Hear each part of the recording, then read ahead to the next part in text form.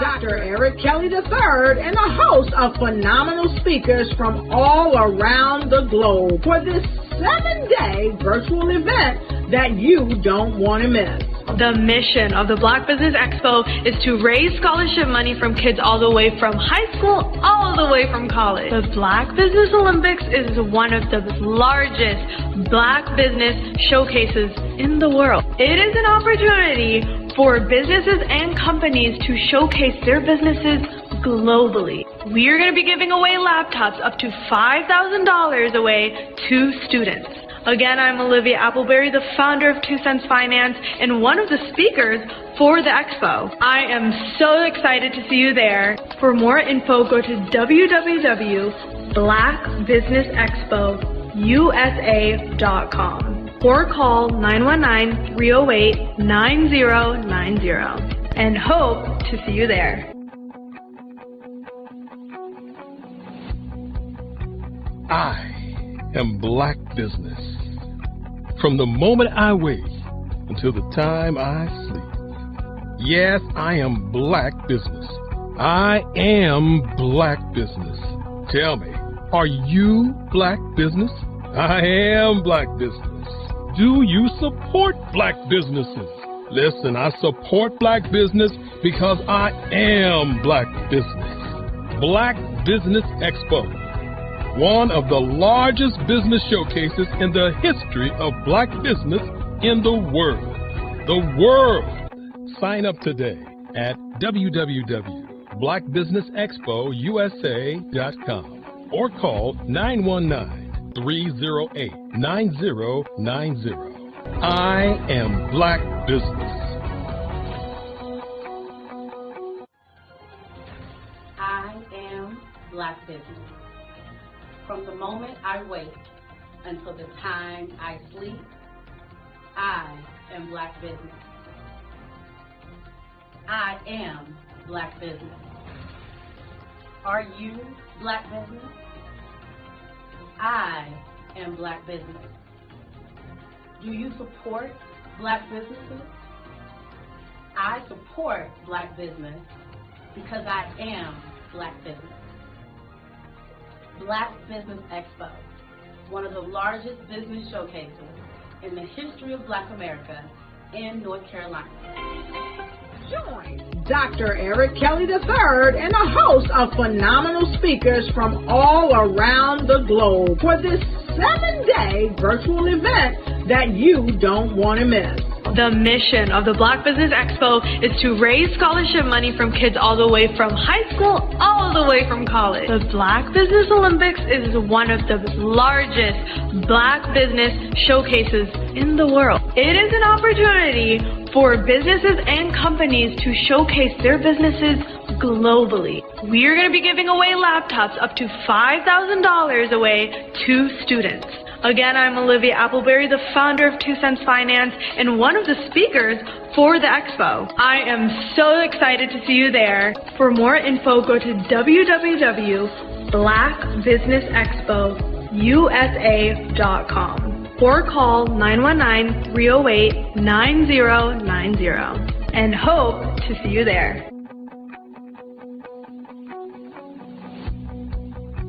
I am Black Business.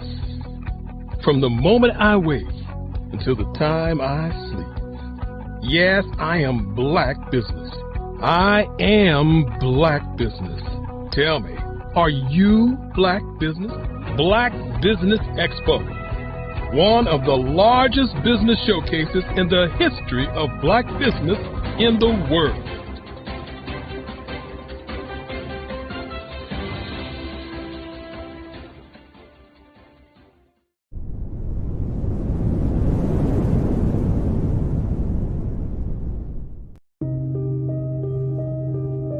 The Black Business Expo is changing my life. This year, they are giving away laptops and even $5,000 in cash to students just like me. I'm Alexis, and I want to go to college to fulfill my dream of becoming an entrepreneur. Help the Black Business Expo going to www.blackbusinessexpousa.com and also becoming a vendor, a sponsor, or donating.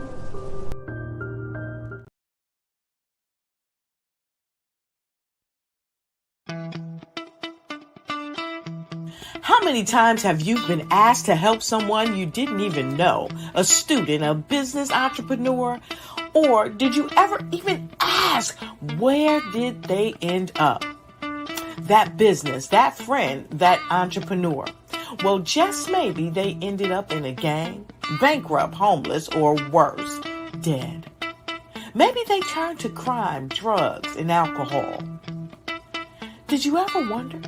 Did you destroy their dream, or was your life always so easy?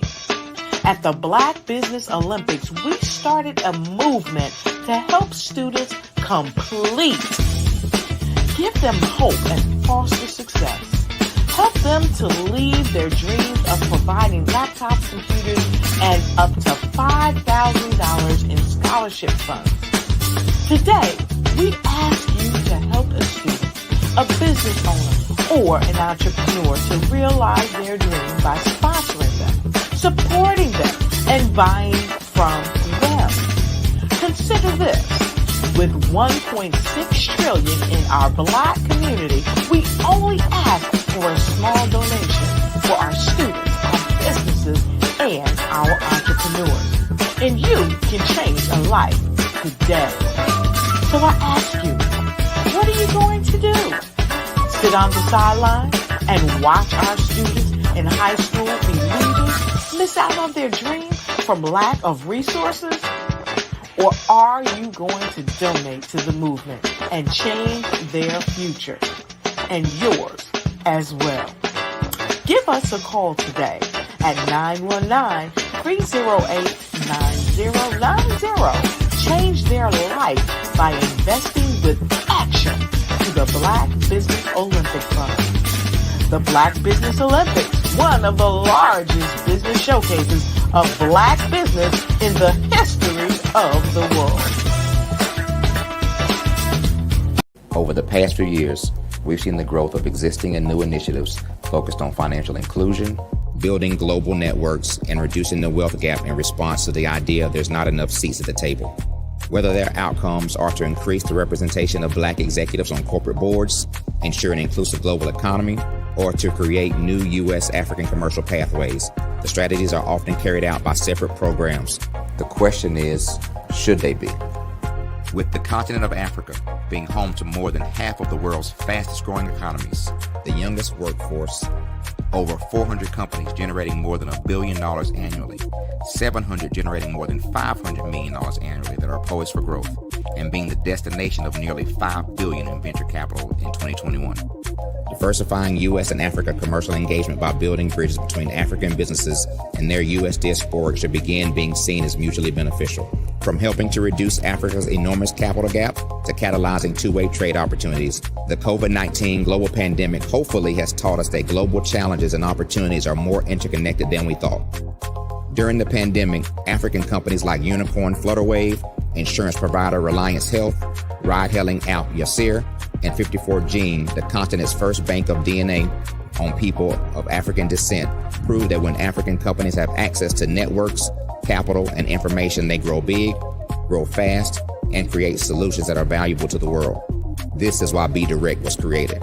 We are the first U.S.-based but African-centric board preparedness and board search company designed to connect U.S. Black talent and corporations to African businesses. Unique and fundamental to Be Direct's success is our process of helping board candidates adapt their experience and networks to an African context before they're connected to high-growth companies that are looking to locally and globally scale. From our focus groups with African business execs and government leaders, we don't ignore the sentiment that business is easy, but people are hard.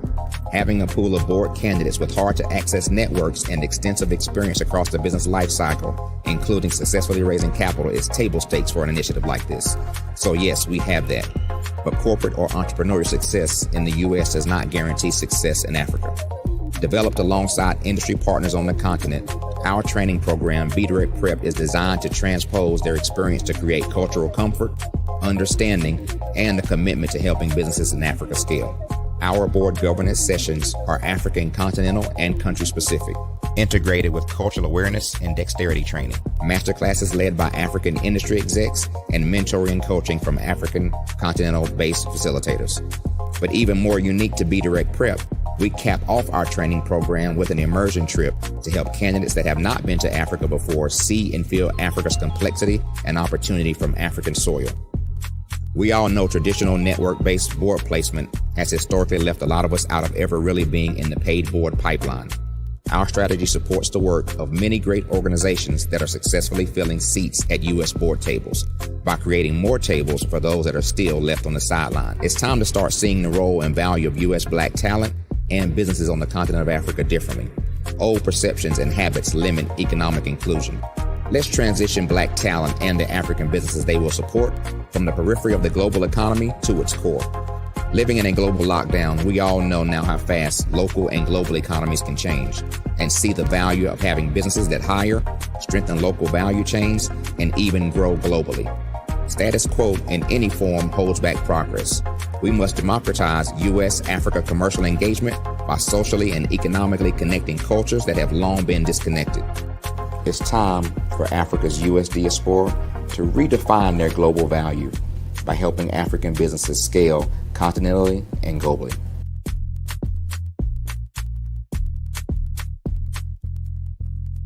I'm Ramon Ray, founder of Smart Hustle Magazine and smallbiztechnology.com.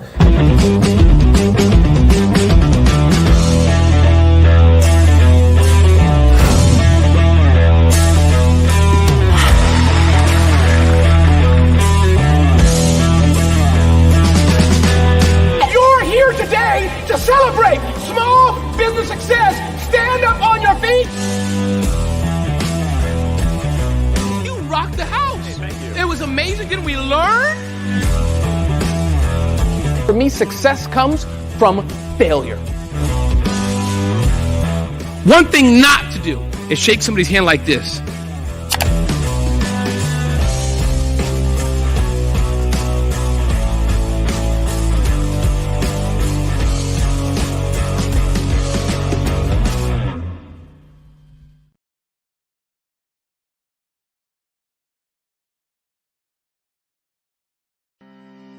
Are you aware that showing off your expertise can gain customers and position you as an expert in your industry?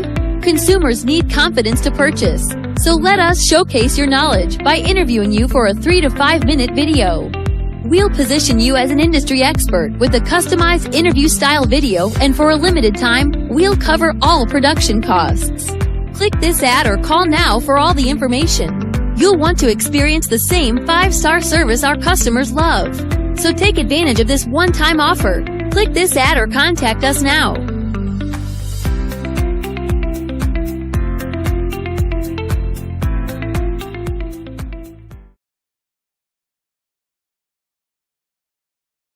I was born in a little village on the island of Haiti. Many deadly diseases pounded me. It is as if they were on a mission to end my existence on this earth. I refused to give up. In 1983, I left Haiti and came to the United States of America. And I came with $5, 2 shirts. I didn't speak any English. I came to Atlanta. I got a job. I was a doorman. I was a doorman with a dream. What I used to do, I used to come on stage. I'd rehearse this moment that I'm standing in front of you. That's the power of a dream. Maybe today is the day you begin acting as if you already have it. And then step out with full force. Take a risk. No condition is permanent. Don't let your situation distract you. You are chosen. You are called. You are born for a purpose in this life. Did you know women represent just 3% of Fortune 500 CEOs and less than 15% of corporate executives at top companies worldwide? Have you wondered what the secrets are to getting into the top ranks, whether in the private or public sector? Do you want to figure out how to stop being held back in your career or passed over for promotion? Then you're in the right place. Hi, I'm Dr. Madeline Ann Lewis, President and CEO of the Executive Women's Success Institute. I have decades of experience in the military, the federal government, and corporate America. And my mission is to help women succeed and tap into their full potential. I want to reach 1 million+ women around the world to become the leaders they are meant to be. So if you want to move into a management or executive level position, or maybe you are a female veteran transitioning out of the military into business entrepreneurship, then reach out to the Executive Women's Success Institute at 301-693-3284. Let us get you on the fast track to success. Hello, I'm Dr. Madeline Ann Lewis, President and CEO of the Executive Women's Success Institute. And my genius is helping women accelerate the path to success. You know, I was blessed to have strong women in my life who encouraged, motivated, and pushed me to do my best and to never even think about giving up on my dreams. So I say to women, we must show up to rise up. We have talents and potential, but who will see them if we don't speak up and get noticed? I know that women are a tremendous resource on this planet, and there is nothing more fulfilling than helping a woman tap into her full potential. I do this because I want to be a part of helping as many women as I can to show up, to rise up. I do this because genius is common.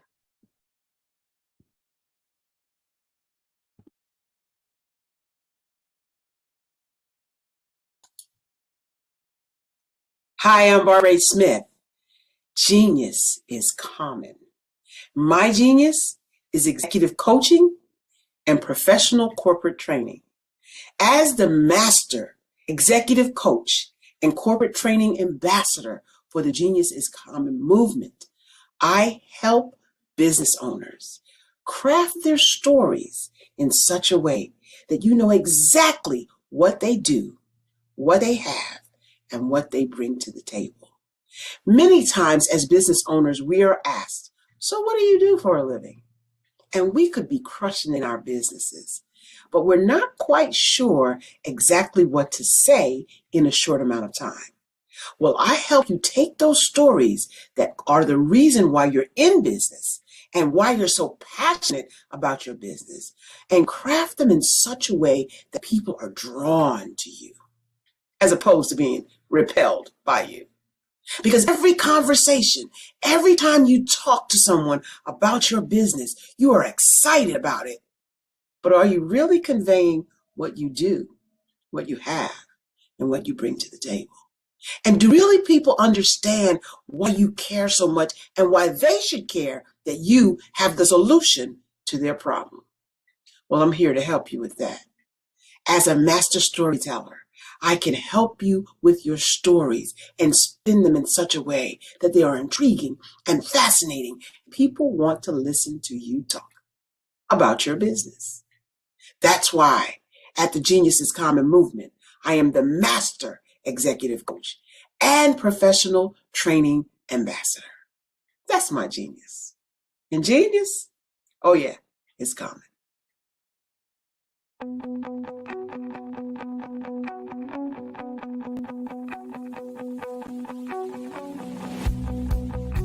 I am Black Business. From the moment I wake until the time I sleep. Yes, I am Black Business. I am Black Business. Tell me, are you Black Business? I am Black business. Do you support Black businesses? Listen, I support Black business because I am Black business. Black Business Expo, one of the largest business showcases in the history of Black business in the world. The world! Sign up today at www.blackbusinessexpousa.com or call 919-308-9090. I am Black business.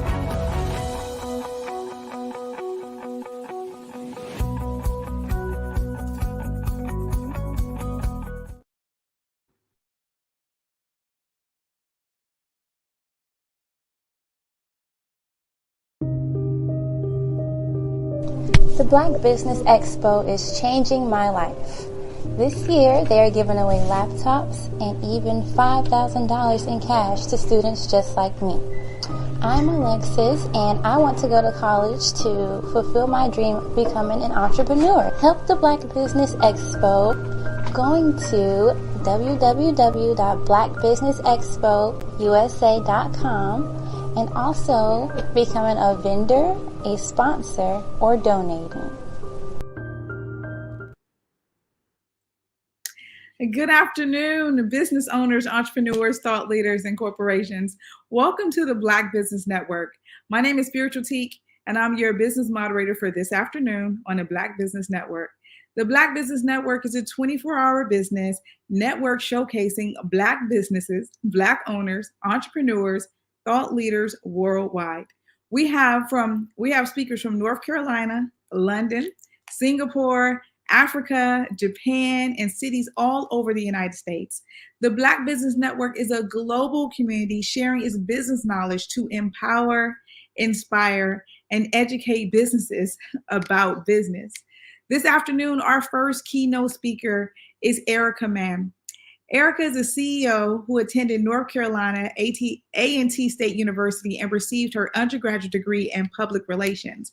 While working for corporate Fortune 500 companies, she's continued to further her education, receiving certifications in Lean methodology and Lean Six Sigma Green Belt from North Carolina State University. She then obtained her MBA from Strayer University while working full-time as a single mother.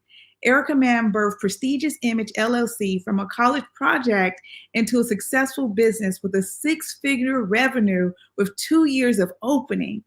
Though she faced adversaries, Erica found success within her vision. I present to you Erica Mann. Hello, Spiritual Teak and everyone. Thank you so much for having me. It is so good to have you here today, Erica. Good to have you. Genius is coming, and I'll see you on the other side. Thank you so much. Well, everyone, I appreciate the beautiful introduction. So again, I am Erica Mann. It's spelled like Erica, but it's pronounced Erica. But I will answer to Erica. I answer that both actually. And so again, I'm the business owner. I'm the CEO of Prestigious Image LLC. We are a business consulting firm. We help companies and people improve processes. We help them create processes, and we help new business owners get their startups in place and provide them with the business documentation that they need. For existing businesses, we also, provide consulting services. We are also a public notary here in the state of North Carolina, and we focus on helping existing businesses reach their goals, document their goals, and really get to a place where they have the documentation that they need to be successful as a business. When working in corporate, one thing that I learned is that very many companies, big and small, Fortune 500, Fortune 100, even those just making $3,000 a year, they tend not to have the time to actually document. So today, I am here to talk to everyone about documentation and why that's so important. One thing that I believe, even in my personal life, we all know how important it is to tell your story. And so in telling your story from a business perspective, documenting the historical portions of your business, how you got started, processes that you had in place, how you improve those processes over time, help to tell a story of how a business was birthed. And that's important because when you have new employees that are onboarded, you want to make sure they understand the culture of your company. And portions of that story that you document tells the new hires, it tells your clients even what it is that you do, why it is that you do it.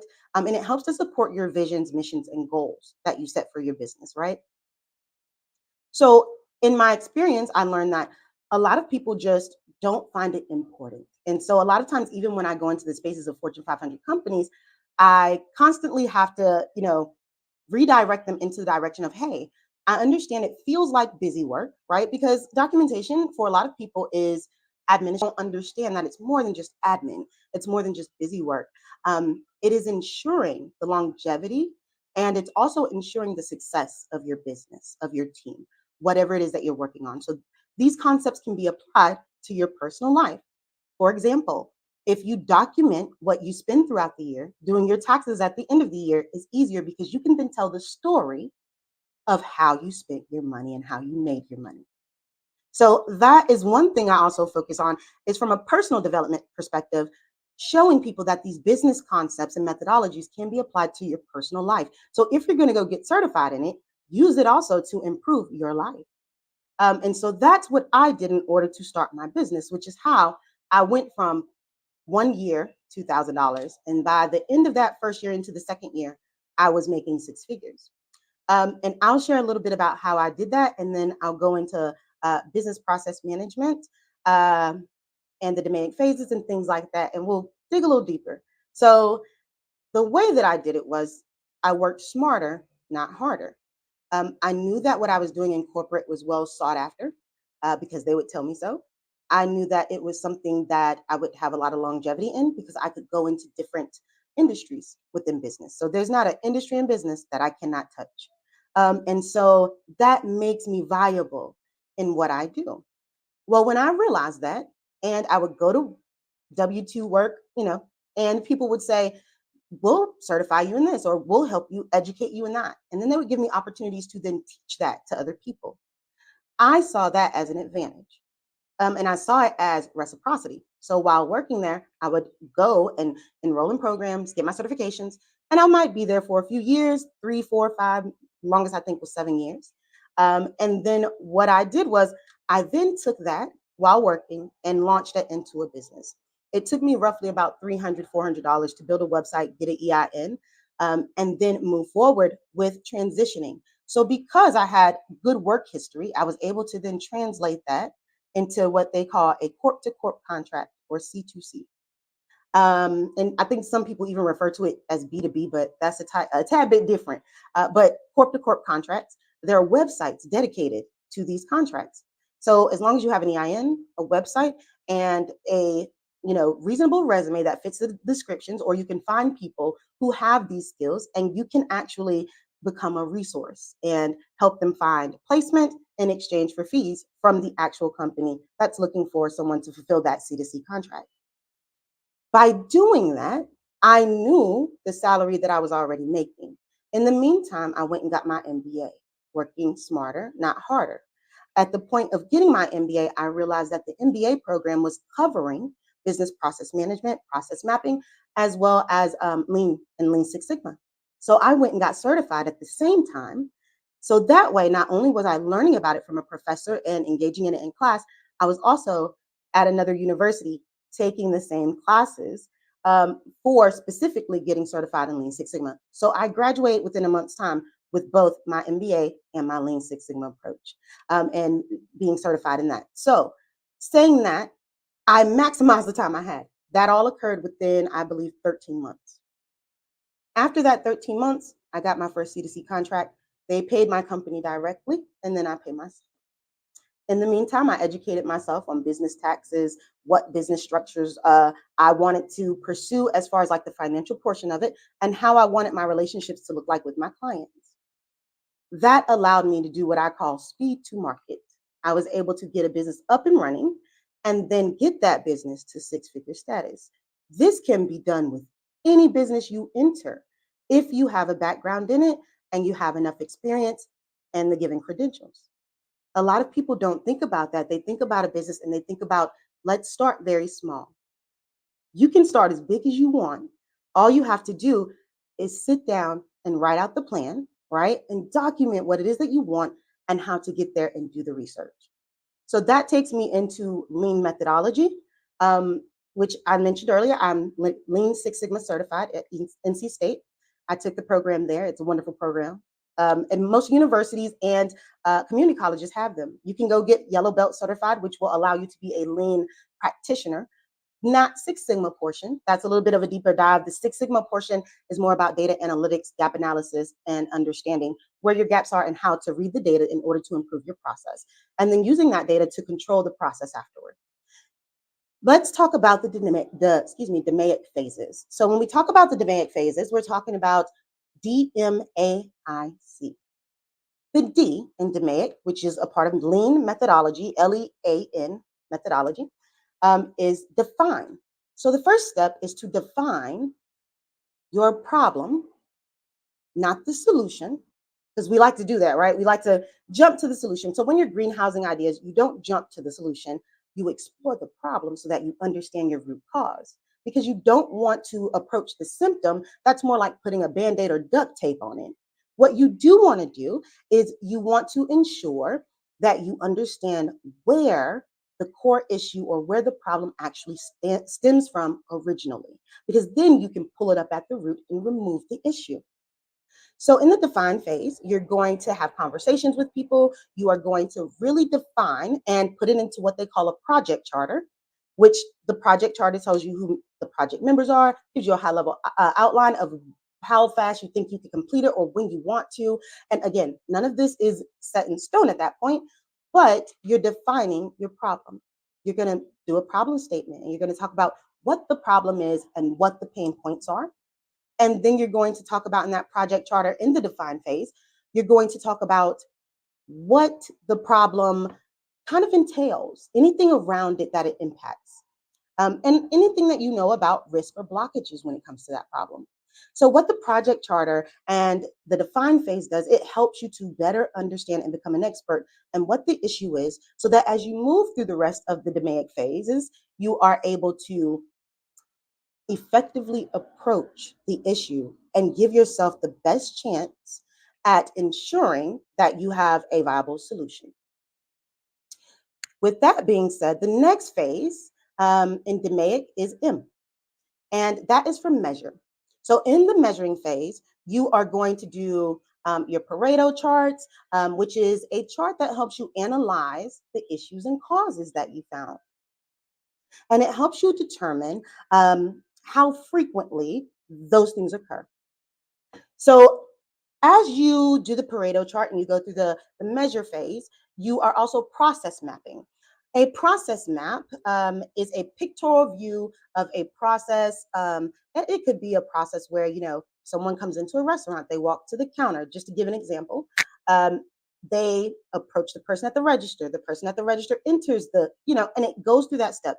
When I say pictorial, what I mean is that a process map is a collection of universal symbols that are used across the industry. So let's talk about the industry. That's any industry. So a process map is actually a guide to ensure that there is a universal language.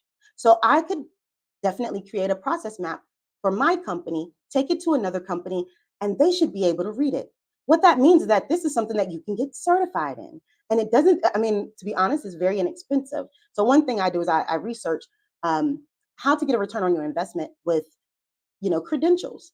So some of the things that you can certify yourself in for $50, for example, customer experience, about $50. But what customer experience is, customer service. If you've ever worked at McDonald's or any other place, you can definitely say that you have that. If you have a small business, or even if you had a lemonade stand as a child, you can say, I understand customer service. You simply go take a test, pay $50, and now you've added about $25,000 to $50,000 worth of revenue to your net worth as an individual in the workforce. Now, that also helps you as a business owner, which is where we would like for people to move to. So in the measure phase, and you would process map these types of things out with signs and symbols that represent the who, what, when, and where. And then you would put notations in about the how. So it looks like a diagram, if you will, of information that takes you through the flow of a process. And what this measure phase and what the process maps and the Pareto charts and understanding your issues and understanding your root causes does, it helps you to formulate a pretty nice package of documentation for the analyze phase. In the analyze phase, you are going to then look, and that's the A in DMAIC. You're going to then look for areas, gaps. You're going to analyze the information that you gathered during the measure phase. So during the measure phase, you gather a lot of data. And during the analyze phase, you look at that data and you say, is the data necessarily pointing to where we thought the problem originated? And that analyze phase allows you to gear up to understand what it is that you actually need to improve a process. So when you are analyzing, you want to make sure you do root cause analysis, failure mode and effective analysis, which they call FMEA, or identifying possible products, services, process failures. There are lots of things that you look at during that point. And you just take your time through that. And so these things kind of occur in each phase, probably about 30 days or longer. It can be shorter depending on the size of the work or the issue that you're dealing with. The next part that you're going to approach in the DMAIC phase is improve. In the improve portion, you're talking about process performance. So you're going to address and eliminate the root causes that you found. So there may be more than one. But the ones that you find in the analyze phase and in the measure and define phases, you gather those all up and you create solutions to improve. Once you do that, in the improve phase, you are talking about designing experiments or DOE to solve for those problems. If there are complex processes or issues that you find. During the improve phase, I like to do what's called a Kaizen event. The Kaizen event is really just a rapid change event, happens over a few days, and people commit to sitting in something like a business war room for maybe a few hours a day to a full day. And they focus on the narrow portions of the project work as a team. So as a team in the Kaizen event, everyone's going to get together. They're going to talk about the problems that were documented. And literally, they're going to put on paper, on a wall or on a marker board, what those problems are. And you collaborate together with having the right people at the right time. So those who understand the issue, those who understand the problems, the individuals who not necessarily the leaders, okay, they come later and they come at the beginning because they help to kind of approve things. So if you are a leader, you would be there to make sure that you understand the project charter and that you understand the improvements that are being implemented and that you approve of that. But the team that's working on that will be in these Kaizen events, focusing on how to approach each and every one of these root causes that you found. During the improve phase, you're going to also work with maybe a development team if you're working on something technical, or another project team who will, I guess, put out an output of that improve phase. So whatever your output is, whatever your end goal is, they will work on creating those solutions for you. And so once they get to the point of creating those solutions, they will go through project and or product phases themselves to get that done. After the improvements have been completed, they are then implemented. So now we are at the C part of DMAIC, and that would be control. So after you get to a point of improving that process, you're going to control it. You're going to look at it from a future process performance perspective, right? And you're going to have a control plan, which is a document that is needed to help you improve the process at its current level, right? So it's going to help you make sure that you're looking at the documentation as far as the data on a consistent basis. Normally that looks like pulling data at the end of week 1 after the improvement, at the end of week 2, at the end of month 1, month 2, month 3. They can last anywhere between 90 and 120 days on average. And so you're going to go through a statistical process for monitoring the improvement behaviors.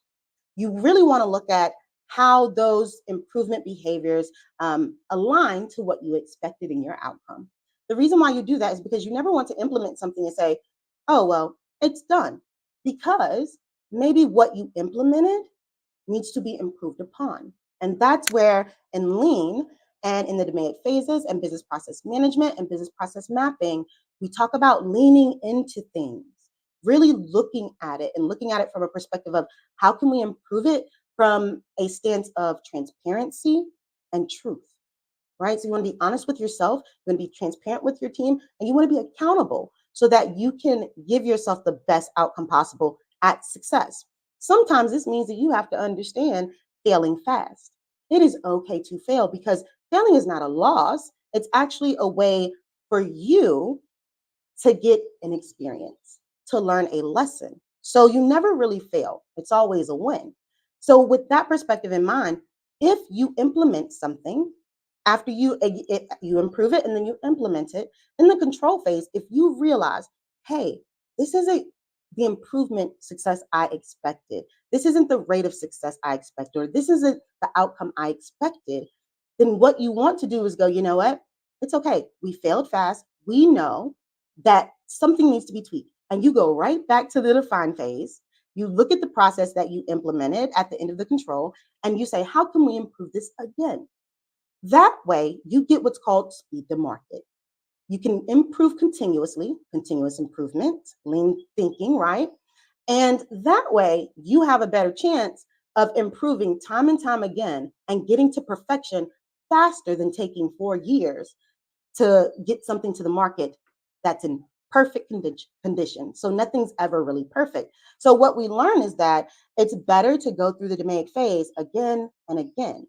And that leads us to what I said before when we started here, which is you can apply this to your life, right? So you can lean in to what hurts. You can lean into the pain, especially as a business owner, being a Black business owner. I'm very aware of mental health. I'm very aware of, making sure that there's work-life balance because we deal with things that are internally traumatic to us. So in doing that, leaning in to my experiences and thinking from a perspective of lean helps me to look at it from a place of, you know what, I can improve this. And that empowers me to do better, be more, right?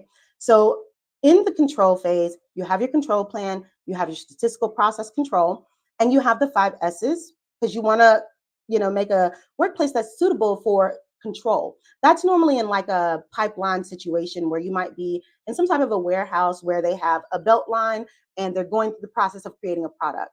The 5 S's are a visual chart that help you understand kind of where your controls are. It helps you to understand where your checks and balances are as well. You can also do mistake proofing at that time. So in the control phase, like I said, that you may also hear it being called a warranty phase. All right, so it's just a time period where you are reviewing the data and making sure that what you implemented is actually having measurable success. So let's talk about measurable success in business and in personal. Measurable success is kind of like having a goal that you have a time frame around that is measurable, meaning you can have metrics around it and you can go pull those metrics. For example, if you want to save money, you create a bank account. You look at how you can save money, how you can actually make your money grow for you while you're saving it. So you may have a bank account that allows you to have some fees attached to it for just letting it sit there, like a CD account or something, or a market account. So you would take that, and as you let that money grow, you would eventually at the end of month 1, 2, 3, maybe month 6, you would go to the bank or go online and you would pull the data for that account and take a look at it yourself, right? So that is where we are talking about understanding that after control phase, you have to look at those things and lean into your life, right? And you can control that. Just like the example I gave with having a bank account, you pull the data yourself, you look at it, or you have a professional look at it, and you sit down with that professional and you say, where am I on my process? Where am I on my journey? And you assess that through actionable data that you can see, facts, not just what you think, and not just based on the amount in the bank account. You want to look at how much money is coming in, because the reality is, although you're saving the money, you also want it to grow. Is there another type of account that you should be switching over to continue to grow that money? Is there a different amount of money that you should be putting in based on the requirements of that account so that you can maximize the benefits and return on your investment? So those are the things that we think about even in business, as well as our personal lives when it comes to leaning in. And that's kind of like the thought process of how you do that. Part of my business also teaches this information to children, which is actually quite easy because what you do is you give them something like making a pizza. And that is a process that you map out. And then you say, well, how can I make the pizza faster? That's process improvement. So you do a flow chart with the kids, and then you go through the process of let's make a pizza. How long did it take us to make the pizza? And you actually, instead of looking at instructions, which tell you it takes 15 minutes to cook, you do it yourself. So when you're looking at processes from the Maic phase, you want to make sure that in business, you're not looking at the documentation that tells you how long it should take. For example, in a call center, you may be looking at the process of how long it takes someone to complete a call. Well, based on what the company has, documented, it may look like it should take no more than 3 minutes. But if you observe the actual person who's doing the job and observe what they're doing, and then see if they're doing exactly the process that the company has on paper, I guarantee you 90% of the time, you will find that we are not doing the process that's on paper. So the process on paper is obsolete, which is why documentation is important, because you wouldn't know that unless you documented it, right? From the perspective of the person on the phone, as well as the company requirements document that tells you how long it should take. So you want to be mindful about those things as you move through these processes to observe people. And that's a part of your define and measure phases, is observing people in those settings if people are involved. And that's where we talk about people, processes, and technology. It's not enough just to look and assess your business from a people perspective. Like, how many people do you have on board? What are their skill sets? How long does it take them to do work? Or what is it that they need that you have to provide as a leader? But you also want to look at the processes that you give them, because sometimes the people aren't what's broken. You don't need new employees. You need new processes that make things faster, easier for them to do their job so that it takes them less time and gives them more work-life balance. Also, technology. Sometimes it's not the people or the processes. Maybe you have great people. Maybe your processes have been, maximized, and those processes run smoothly, and they give you the output you're looking for, and you reach your goals. But the technology is where it's broken, because maybe you just decided as a business owner, I don't want to pay for new technology. I'm fine with the old one. Well, we know that technology is forever evolving, and you want to keep up with that.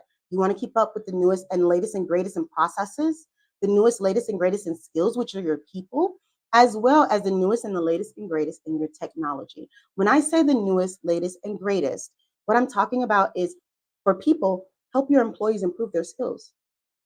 Find ways to help them get the training that they need, because when people are better educated in what they do, they have more confidence, they do a better job. And as a business, when you provide them with that, you're giving them an incentive and a benefit, and you're also saying, hey, I value you. As a Black business owner, one thing that I do want to make sure is that I'm providing work-life balance for my employees, fair pay, and opportunities to grow. So as a business owner, I decided, working in corporate, I saw how everyone said you should be dedicated to a job until you retire. My motto is, I don't want you to work here forever. I want you to grow. So I'm here as a business owner who birthed their own vision into a reality, a successful one, to help you do the same. So I feel like it's important, and I think many people agree, that the things that we do every day while working for others, we also do for ourselves. So while I was taking these courses and learning these things, I began to apply them to my personal life and into my roadmap of what I wanted my company and my business to be. And I encourage all of you to do the same, because I promise you it will change your life. You will find that you can be happier, you can be more productive, you feel more confident, you're more assured in what you're doing every day. You don't have to remember everything, because you have a process that is documented. How many times do we have lots and lots of passwords that we do not write down? And we rely on technology, and one day you accidentally leave the phone on top of the car and you pull out of the parking lot and the phone is broken. Maybe you didn't back that up to a cloud. So now you're at square one and you've lost all that data. So sometimes we have to understand that the process of people, process, and technology is understanding that you need a plan B. And plan B is always to write it down, document it so that you have it, so that you can refer back to it, so that you can improve upon what is currently in place. Now, I mentioned a certification earlier about CX or customer experience. That was about roughly between $25 and $50. There are other certifications that I have taught as well as shared with others. And as I help people develop business plans and personal plans, right? Personal development and business development plans. I also include these things so that they can continue to further their education. Not everything is about a 4-year degree, right? But everything is about educating yourself, because you are not living if you are not changing, which means if you are not learning, how can you change? Change is the process of learning. That's why we have a change management process, because the way that people receive change will dictate whether or not they can absorb the change and learn from it. So with that being said, another one that people can use and get certified in is business process mapping. You can do that by going to omg.org, I believe, or Object Management Group is what you can Google. The Object Management Group, they actually house the blueprint, if you will, for all of the shapes that you use to create a process map using the universal language that can be transcended across industries. So again, you will go to companies or you will find people who process map and they don't, like maybe you are process map literate and you just can't read it because they're not using the industry standard. So be sure as you move throughout life that you understand the difference between what your personal standard, your personal business culture is, and what the actual industry standards are, because that's going to help you in the long run as you create relationships with other businesses and take on more clients, so that you can have processes documented that allow you to effectively communicate what it is you do, what it is you need, what it is you want, and what it is your goal, vision, and missions are to other companies and clients. So that's why that's important. And again, the certifications don't cost a lot. I believe Object Management Group might be under $250 to get a process mapping certification, and you can use that to teach. So let's talk about that a little bit. When you talk about getting these certifications, understand that that is lean thinking within itself, because what I did was I took those certifications and turned them into business offerings for my company, which helped to create additional revenue opportunities for me. So once I got certified, I said, you know what? I can teach people how to business process because I've done it and I'm certified. And when you come from that perspective, people are more inclined to help you. So I hear a lot of people say, well, you don't need certifications, you don't need these things, but you do need to educate yourself. That is important. So make sure that whether it's traditional education or you doing the research and then doing the work yourself, understand that when you walk into that room as a business owner or as an individual, that you have given yourself the best opportunity at success by understanding how these things, impact your life and how you can utilize them. And so that way, you're actually putting not only knowledge or research on paper, you're putting it into action. And so that is what I wanted to share with all of you today in regards to making sure that you understand lean methodology or lean thinking, which are the DMAIC phases: define, measure, analyze, improve, and control. As well as business process mapping that you will do in likely the define or measure phases, which is just, universal notations, right? So we use those objects to make sure that we are telling our story or mapping our processes, because it's really a story, in regards to using something that is a notation that is universal language, just like you and I, like math is a universal language, right? So understand that you might want to look at universal languages across the industries you serve or in your personal life, because they exist. Music is a universal language, so is art. So all of these things are interconnected. And so as you move throughout getting certified in lean and helping your customers and improving your business and setting those goals and reaching new heights and setting the bar for yourself, use the mindset that you can achieve anything, that even if you fail fast, and that what you want wants you. Eureka, I love that. And I pronounced your name properly this time. Apologies. Oh, you are fine. Thank you. Eureka, I love that. What you want wants you. You dropped some for real nuggets. I was in here taking notes myself. It's been a pleasure having you here this afternoon. Can you tell us, and those who are watching and be watching the replay, what's the best way to get in contact with you? The best way to get in contact with me is at www.prestigious, PRESTIGIOUS, image, IMAGE.work, WORK. Or you can reach me at what looks like Erica Mann at prestigiousImage.work. And either way will work, and I respond within 24 to 48 hours. Oh, that is beautiful. That is beautiful. Thank you very much again. And genius is coming, and we'll see you on the other side. Thank you. No worries. The Black Business Expo mission is to raise funds for high school seniors going to college for K through 12 entrepreneurs. This expo is a fundraiser for students. The expo is a fundraiser for students, you can go to the website www.blackbusinessexpousa.com to donate to the scholarship fund, or use Cash App on the screen below and say the Cash App sign BBXUSA. Our goal is to give laptops up to $5,000 to 10 students. Students can register online at www.blackbusinessexpousa.com. Every dollar counts, so we want you to remind you to donate to the scholarship fund.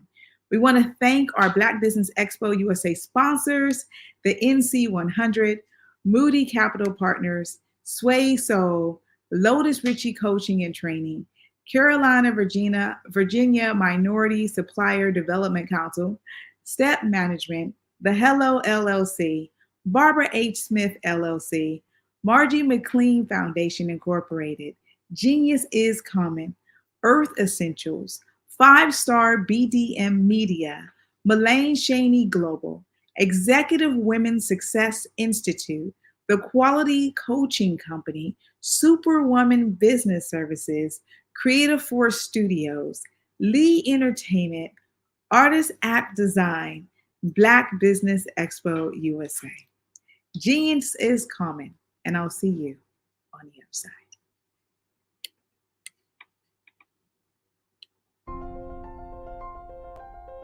What if you could build your own city? A place where every child can find nurturing people to help them achieve their full potential. A place where every adult can access job training support, where health education is abundant, where social justice ruled the land. A place without limitations. Welcome. You have arrived at STEM City USA. It is what every city should be. A safe and trusted community where you find people and resources to help you become everything you are and beyond. STEM City is unlike anything you have ever experienced. It is a digital twin of the world around you, only better. STEM City is about energy and soul renewal. It is more than a digital world. You can almost feel the power of live cultural events, music, and theater. STEM City promises a better future for children with caring mentors and hands-on activities with dedicated tutors to support our youth. STEM City is your passport to a healthy lifestyle with weekly events addressing our community's many issues. STEM City is your financial well-being with helpful information on wealth management, career advancement, job training, and so much more. STEM City is the community you deserve. It is the city where your dreams can come true. STEM City USA, a place in the sky that is accessible to all who reach for the stars.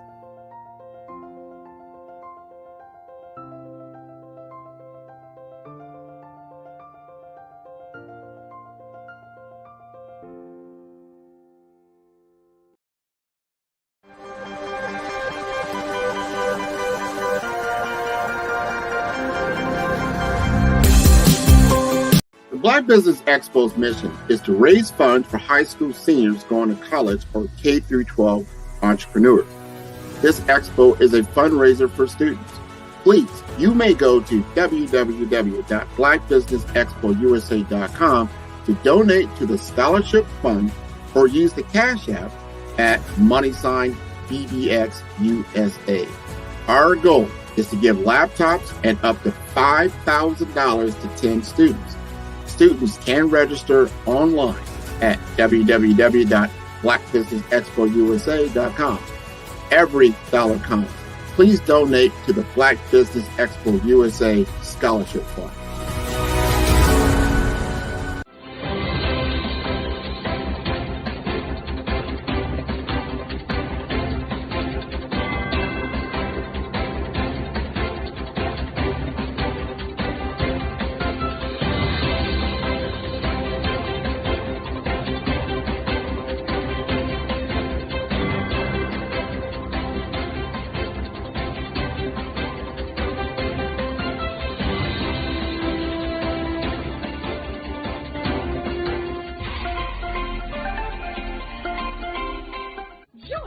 Dr. Eric Kelly III and a host of phenomenal speakers from all around the globe for this 7-day virtual event that you don't want to miss. The mission of the Black Business Expo is to raise scholarship money from kids all the way from high school, all the way from college. The Black Business Olympics is one of the largest Black business showcases in the world. It is an opportunity for businesses and companies to showcase their businesses globally. We are going to be giving away laptops up to $5,000 away to students. Again, I'm Olivia Appleberry, the founder of 2 Cents Finance and one of the speakers for the expo. I am so excited to see you there. For more info, go to www.blackbusinessexpousa.com or call 919-308-9090 and hope to see you there. I am Black Business. From the moment I wake until the time I sleep. Yes, I am Black Business. I am Black Business. Tell me, are you Black Business? I am Black Business. Do you support Black businesses? Listen, I support Black business because I am Black Business. Black Business Expo, one of the largest business showcases in the history of Black business in the world. The world! Sign up today at www.blackbusinessexpousa.com or call 919-308-9090. I am Black Business.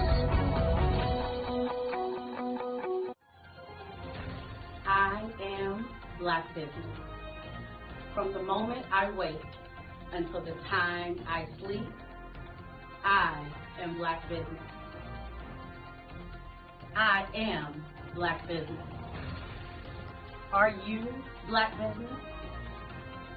I am Black Business. Do you support Black businesses? I support Black business because I am Black Business.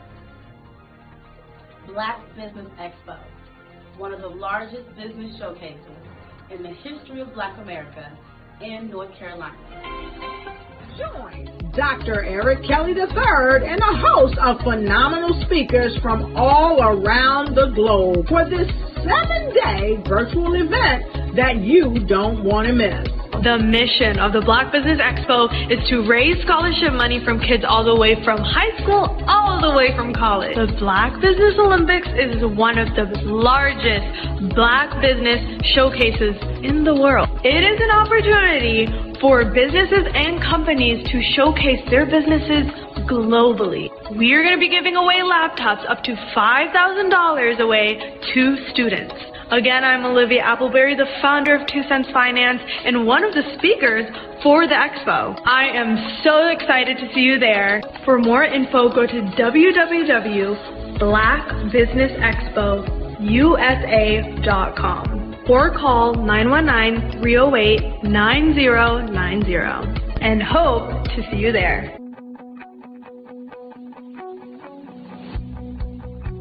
I am Black Business. From the moment I wake until the time I sleep. Yes, I am Black Business. I am Black Business. Tell me, are you Black Business? Black Business Expo, one of the largest business showcases in the history of Black business in the world.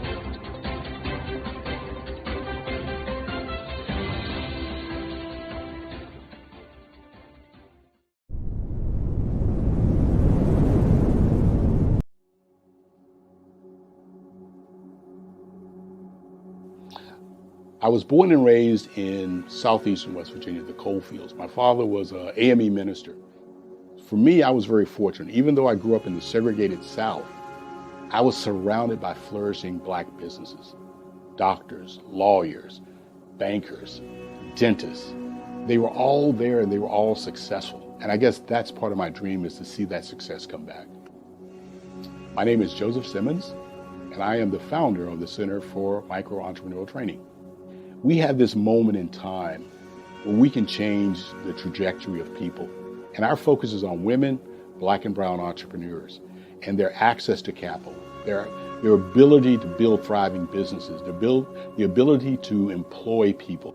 There's a study that showed that in those three communities, especially Black and brown communities, $1 stays in those communities for 30 minutes. In white community, $1 stays in their communities for 8 hours. So think about it. For you in a Black or brown community to get gas, to get food, to go to a restaurant, you've got to leave your community, take those dollars out of that community and take it to another community that's already being well served. So if we can reverse that, if we can go from 30 minutes to an hour to 2 hours, that's progress. That's what we need to do. I was with SCORE. And then in May of 2020, of course, the events happened in regards to the murder of George Floyd. The other thing that I was experiencing was the denials of federal funds for small businesses. And it revolved around one thing. These businesses were not being prepared for grants and for government programs. And I came up with the idea for the Center for Micro-Entrepreneurial based off those two things. Morgan Stanley had a report out in 2020, first quarter, and it talked about there were 3 groups that were massively devastated by COVID-19 on their business. That was 1, women, number 2, Black, and number 3, brown entrepreneurs. The research showed that they had less cash on hand, they had less opportunity to go into a bank and get money, and they were very dependent on family and friends to keep their business up and running. If we can focus on those 3 groups, then we can have a dramatic impact on our communities. Really, the focus is on 3 areas. And those 3 areas are 1, the people, number 2, the courses, and number 3, a support network. Here at CMAT, we will provide you with the fundamentals for generational success. And you will be creating a vibrant community by attending our 5-day immersive training course.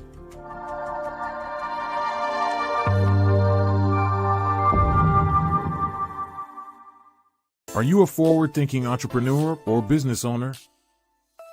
The world is changing faster than ever, and it's time to pivot and adapt to the future.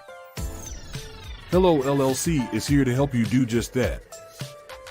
Hello stands for helping enterprises leverage leading-edge optimizations. Our innovative solutions can streamline operations, reduce overhead costs, and give you a competitive edge in a market projected to reach $5 trillion by 2030.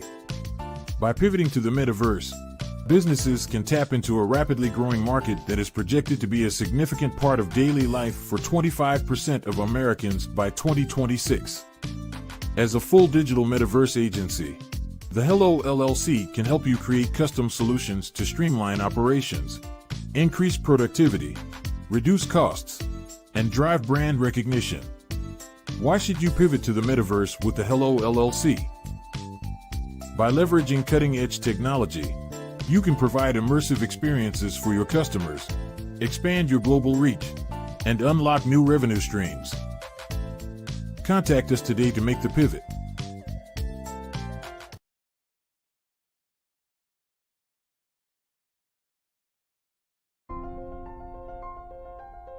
What if you could build your own city? A place where every child can find nurturing people to help them achieve their full potential. A place where every adult can access job training support, where health education is abundant, where social justice ruled the land. A place without limitations. Welcome. You have arrived at STEM City USA. It is what every city should be. A safe and trusted community where you find people and resources to help you become everything you are and beyond. STEM City is unlike anything you have ever experienced. It is a digital twin of the world around you, only better. STEM City is about energy and soul renewal. It is more than a digital world. You can almost feel the power of live cultural events, music, and theater. STEM City promises a better future for children with caring mentors and hands-on activities with dedicated tutors to support our youth. STEM City is your passport to a healthy lifestyle with weekly events addressing our community's many issues. STEM City is your financial well-being with helpful information on wealth management, career advancement, job training, and so much more. STEM City is the community you deserve. It is the city where your dreams can come true. STEM City USA, a place in the sky that is accessible to all who reach for the stars.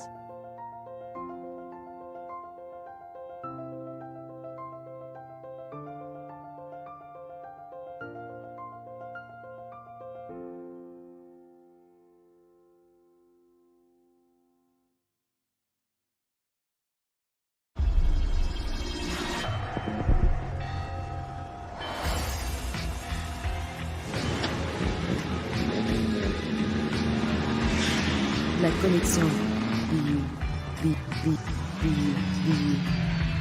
La connexion BU.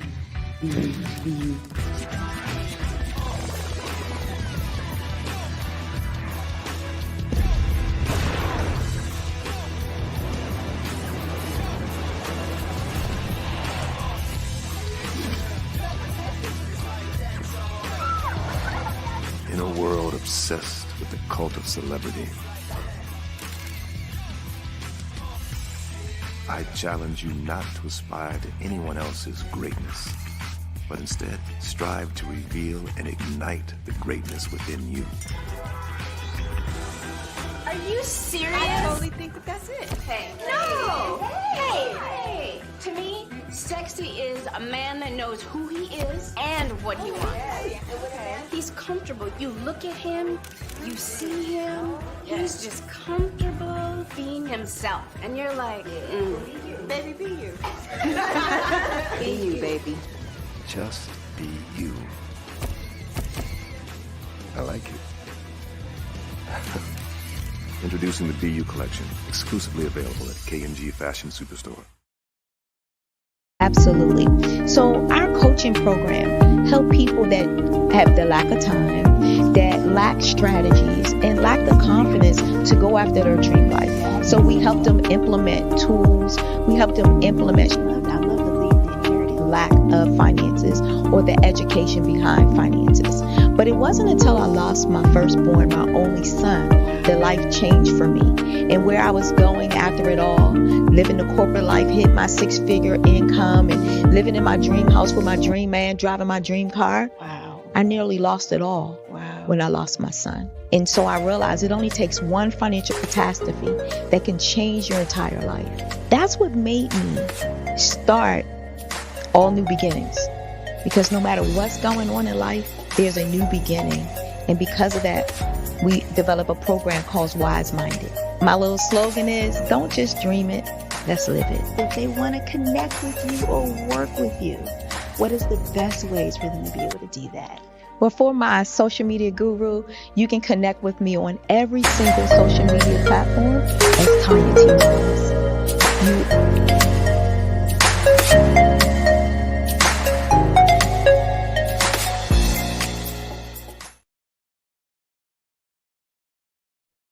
Hey everyone, it's Grant McGaw, CEO of 5 Star BDM and host of the award-winning Follow the Brand podcast and TV series, where I help you to build a 5-star brand that people will follow. My genius is personal brand development through intelligent communication and helping you achieve your business and career goals. I am a requested speaker on digital technology and brand development issues. I want to work with you to increase the value of your current opportunities while attracting new ones.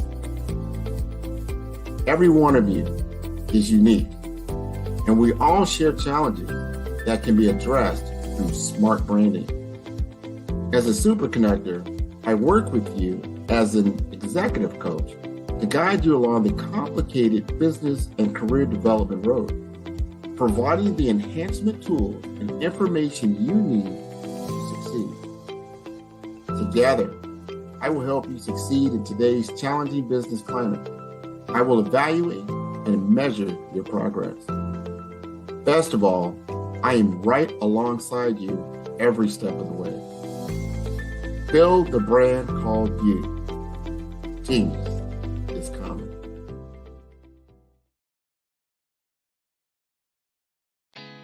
Did you know women represent just 3% of Fortune 500 CEOs and less than 15% of corporate executives at top companies worldwide? Have you wondered what the secrets are to getting into the top ranks, whether in the private or public sector? Do you want to figure out how to stop being held back in your career or passed over for promotion? Then you're in the right place. Hi, I'm Dr. Madeline Ann Lewis, President and CEO of the Executive Women's Success Institute. I have decades of experience in the military, the federal government, and corporate America, and my mission is to help women succeed and tap into their full potential. I want to reach 1 million plus women around the world to become the leaders they are meant to be. So if you want to move into a management or executive level position, or maybe you are a female veteran transitioning out of the military into business entrepreneurship, then reach out to the Executive Women's Success Institute at 301-693-3284. Let us get you on the fast track to success. Hello, my name is Kiasi Helm and I'm 14 years old. I think my genius would probably have to be setting goals and achieving them. I say this because ever since I was young, I always wanted to be an author, and at age 11, I ended up achieving this. But not only did I end up becoming an author, I ended up becoming a public speaker, a publisher, a business owner, all these great things. The name of my business is Written by Kids Publishing Company. I decided to start this company because I thought it was important for me to help kids my age express themselves through literacy and just achieve their own goals. Because to me, achieving goals is the best thing in the world to feel. It's you just achieving things and aspirations that you set for yourself. And I know that everybody is capable of this because even if you don't end up achieving the goal, you still tried your best, and that's the most important thing. And everybody is capable of this because genius is common. Thank you.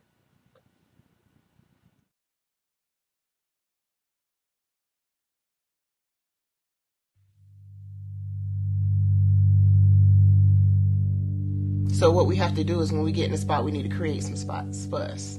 That's the main thing. We need to be able to be in a position where we're able to create those spots for us. For me, being an entrepreneur, I'm not just going to get a business and then leave you sitting high and dry. If you ask me some questions about entrepreneurship, I'm going to give you as much as I received. I've seen people who made it, and then when you ask them, it's like, okay, now you have to pay me for the information, the same information I got for free.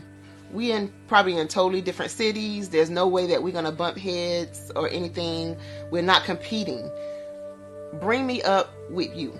And so I just think that whatever education that I have, then I need to be able to give that to my own as well. So create the spots. You can create the spots when you get there.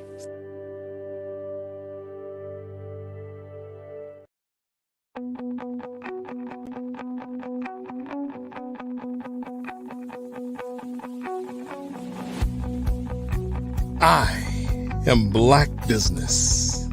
From the moment I wake until the time I sleep. Yes, I am Black Business. I am Black Business. Tell me, are you Black Business? I am Black Business. Do you support Black businesses? Listen, I support Black business because I am Black Business. Black Business Expo one of the largest business showcases in the history of Black business in the world. The world! Sign up today at www.blackbusinessexpousa.com or call 919-308-9090. I am Black Business.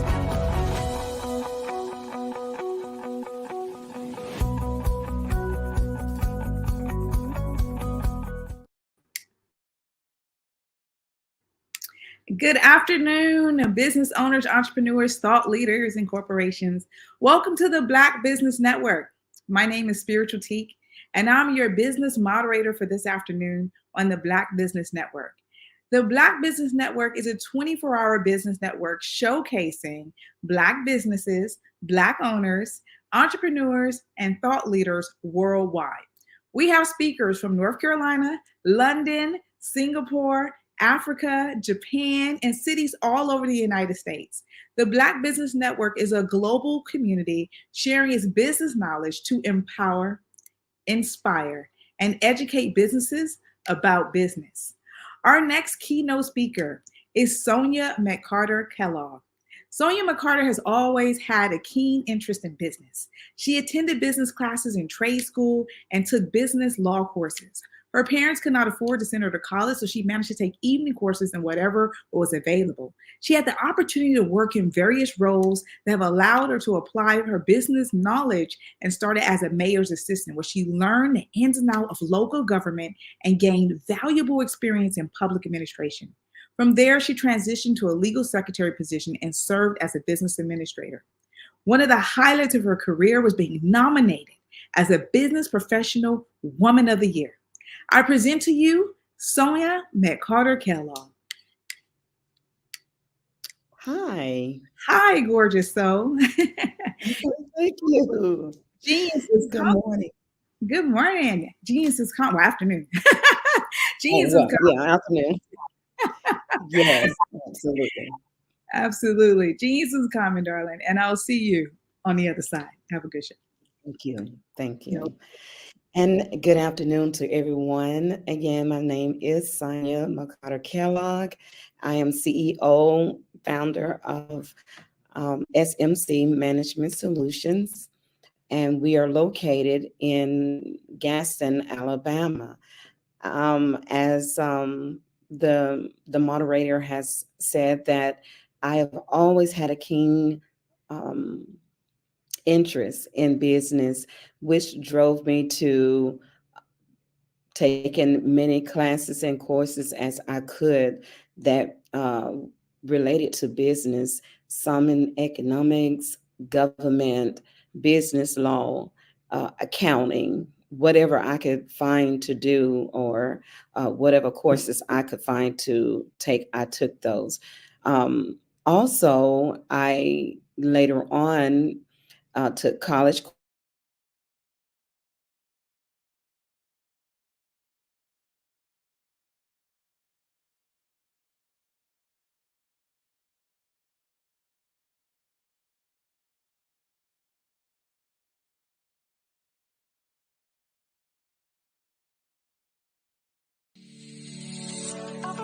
Did you know that our black dollar only lasts for 6 hours in our community?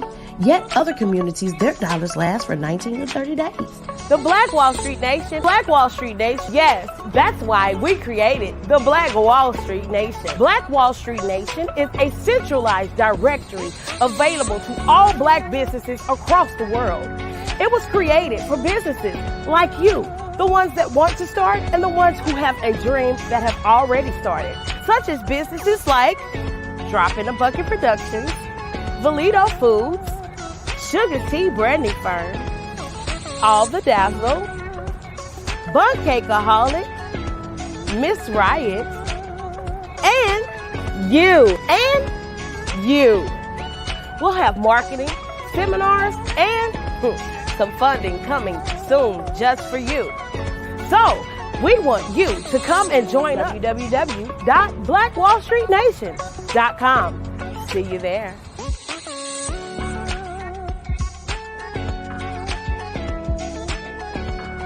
Absolutely. So our coaching program help people that have the lack of time, that lack strategies, and lack the confidence to go after their dream life. So we help them implement tools. We help them implement, I love to leave the inherited lack of finances or the education behind finances. But it wasn't until I lost my firstborn, my only son, that life changed for me. And where I was going after it all, living the corporate life, hit my 6-figure income, and living in my dream house with my dream man, driving my dream car. Wow. I nearly lost it all when I lost my son. And so I realized it only takes one financial catastrophe that can change your entire life. That's what made me start All New Beginnings. Because no matter what's going on in life, there's a new beginning. And because of that, we develop a program called Wise Minded. My little slogan is, don't just dream it, let's live it. If they want to connect with you or work with you, what is the best ways for them to be able to do that? Well, for my social media guru, you can connect with me on every single social media platform as Tanya T. Wallace.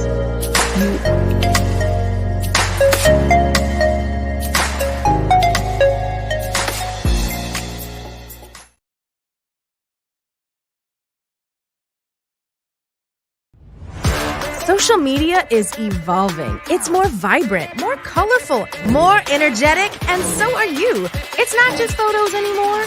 It's video, it's audio, it's subscriptions. And now there's Fanbase, a new monetized social network. Fanbase delivers the complete native app experience with full content monetization for every user. No algorithms that shadow ban your engagement or growth, and no ads.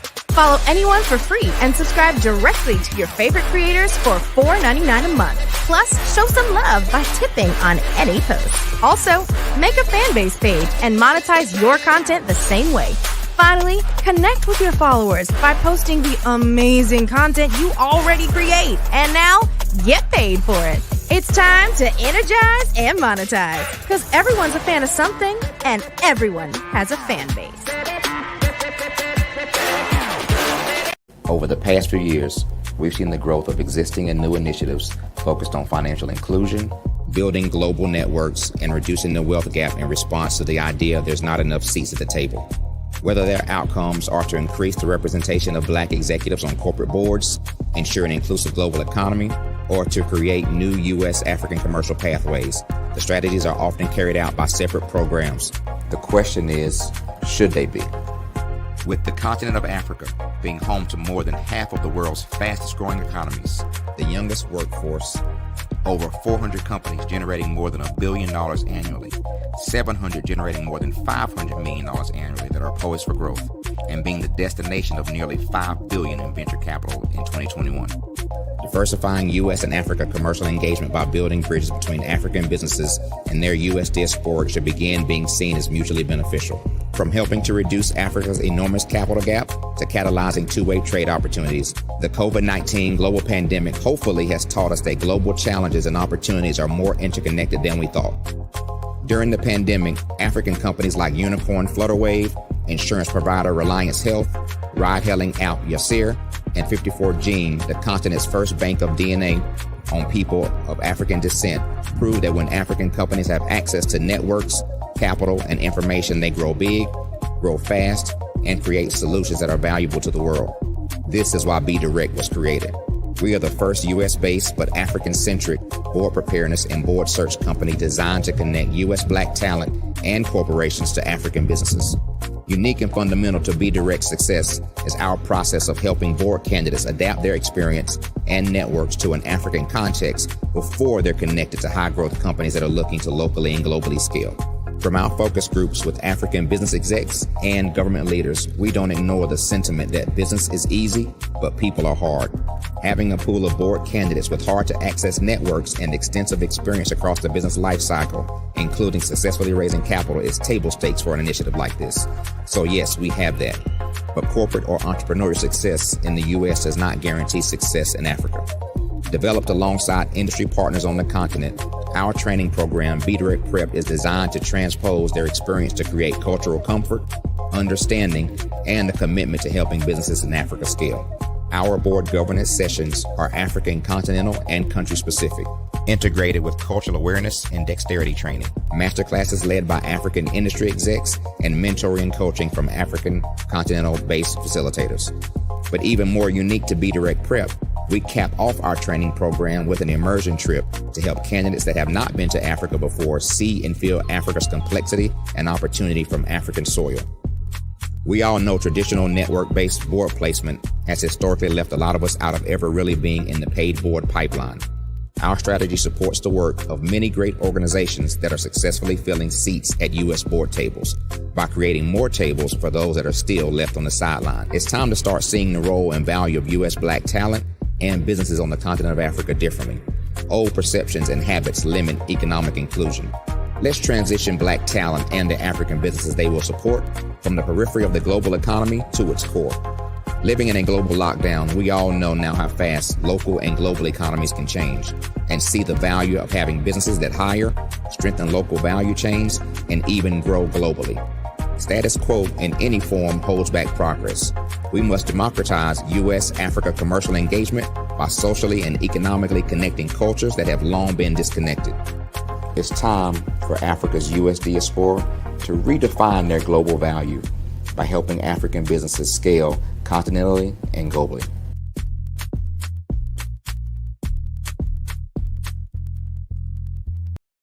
I am from Washington, D.C., but I was raised in Durham, North Carolina. I came to Durham when I was about 5 or 6, and then I traveled back and forth to D.C. because it's where my people are from. One of the unique things about my family is my mother, she's also an artist. She does quilting, and she does a lot of artistic things. And then my son, he draws with both hands, his right hand and his left hand like I do. So that's kind of a family trait. And then my other son, he's a videographer, and my daughter, she works, she's a regional vice president for Sunglass Lab. When you start out drawing and sketching, you want to continue to explore, each avenue. I do pastels, I do pen and ink, I do painting, I do acrylics. I haven't done oils yet, but I try to do all facets of art. What I say to a lot of times to people is, you can't put yourself in a box when you're an artist. You have to explore. And over the course of my life, I've tried to explore different mediums. I also do sculpture as well. I choose my subjects by the intensity that they have in their faces, or the intensity that somebody is moving, because I do more than portrait drawings. I also do I do abstract, and then I do figurative drawing also. Well, what happened in this particular show is that I started out trying to come up with something that would be a little bit different than what everybody else is doing. So I was working on a Barack Obama show, and they wanted me to do some paintings of Barack. And so what I did was, because of the deadlines, I kind of did it kind of fast. And then I realized when I was doing it fast, I enjoyed it. And so then I started doing other pieces the same way, and I started to enjoy those pieces also. And so I came up with this particular style, and it's a style of lines and colors. And what's interesting is that when I was in college, I did a show called Lines, Colors, and I talked about the boldness of the blacks, the hotness of the whites, and this is how this has come about, later on in my life.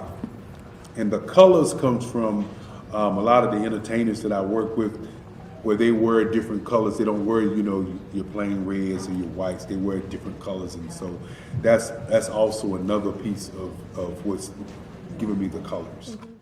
The subtitle of this show is Faces That Speak Life. That's real critical. Faces that speak life. Each one of these pieces is a life source and a life energy that's being put on display for people that are looking at it. I always say in terms of my art, it's not important that I draw them. It's important what you get out of what I draw. I don't try to just draw it because you like it. People wanted me to do prints. I didn't do prints.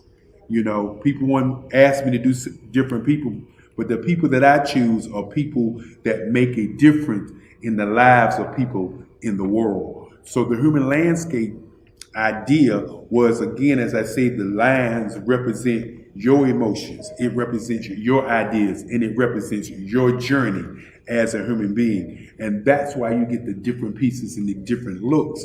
And as you notice, I try not to do one look that looks alike another look.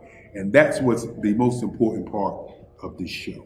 Artist to me is a creative expression of something from nothing. You know, it explodes onto the canvas, or it explodes on in my work. One of the things that I try to do more than anything is I try to just give the lines and the movements and emotions and expressions into to what I do. Art really means to me a chance to express how I feel deep down inside.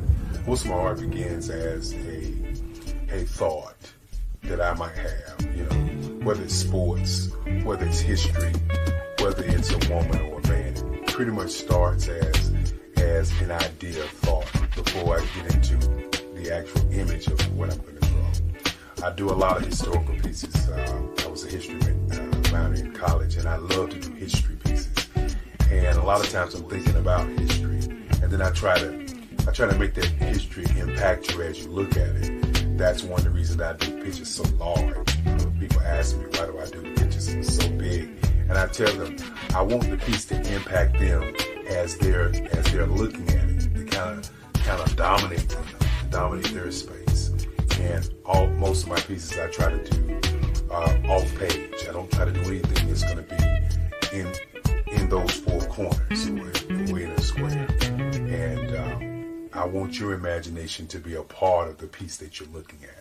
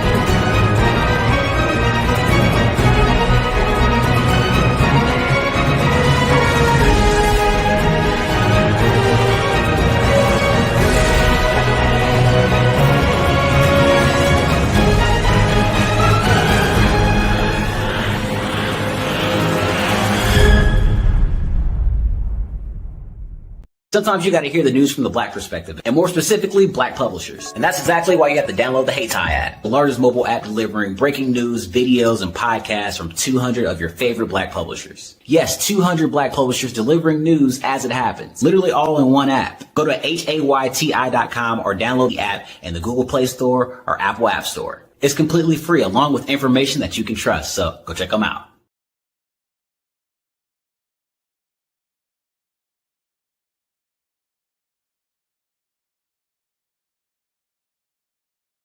Ladies and gentlemen, and fellow professionals, please allow me to introduce myself. I am David Jones, the co-founder and CEO of the Hello LLC, where I am passionately dedicated to guiding individuals and businesses toward their own return on time investment. Time is my only competition. With over 20 years of experience as a corporate C-level executive, I bring a wealth of knowledge and expertise to the Hello LLC. My career journey has been marked by a relentless pursuit of excellence in marketing, strategy, and business management leadership. I have had the privilege of working with renowned Fortune 500 companies such as Xerox, American Airlines, Hilton, and Geico. However, what truly drives me is the transformational work we do at the Hello LLC. We are pioneering a new approach to business in the metaverse, where we empower businesses and individuals to build strong foundations, automate their processes and systems, while thriving in the ever-evolving digital landscape. More than just a 3D digital marketing agency, the Hello LLC is truly a community built on love, kindness, and integrity. We want more for you than from you. As I often say, collaboration is the new competition. In an era where time is the most precious commodity, I am here to guide you toward your own return on time investment, because if time was sold in stores, it would be sold out. With a deep commitment to excellence and a strong belief in the power of community, I don't just lead a company, I lead a movement into the future of business. Ladies and gentlemen, it is both an honor and a pleasure to be your guide on this remarkable journey. I am David Jones, and together, we will embrace a future marked by success, collaboration, and the transformative work we do at the Hello LLC. Hello stands for helping everyone live life optimally. So, let's make that pivot together and start living life optimally today.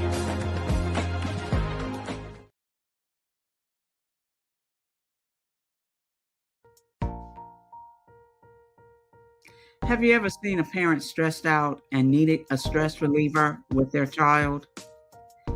One morning I was coming out of a store and saw a mother and her 3 or 4-year-old son.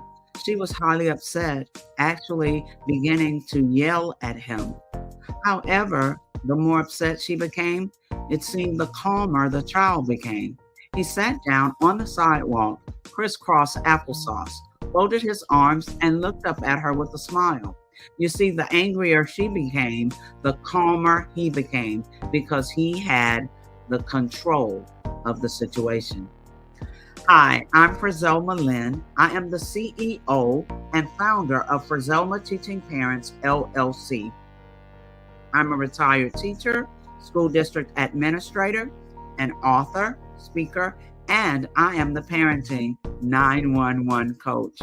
My mission is to rescue families by equipping parents with proven, effective, and practical strategies to enhance their parenting skills. Many times we as a society expect parents to teach, train, and raise their children without providing the necessary tools they need to accomplish this. However, parenting issues cannot be resolved without intervention.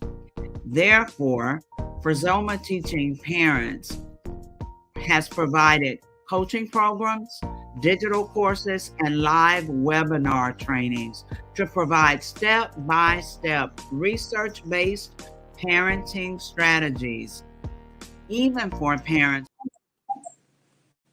Welcome back, Sonia. Thank you. Genius is coming, and I'll see you on the other side. Thank you. Again, since my younger years, I've always had a desire to work in the business field.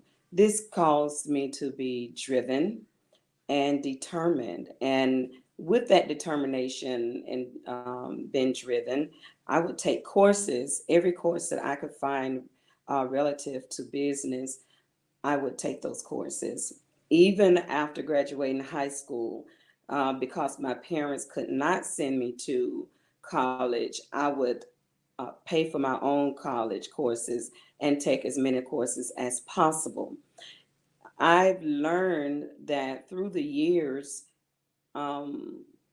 these things were the reasons or were the causes of me really venturing out to achieve my dream and goal. The more you have to work for something, the more you have to strive for it, is the more that you will appreciate it.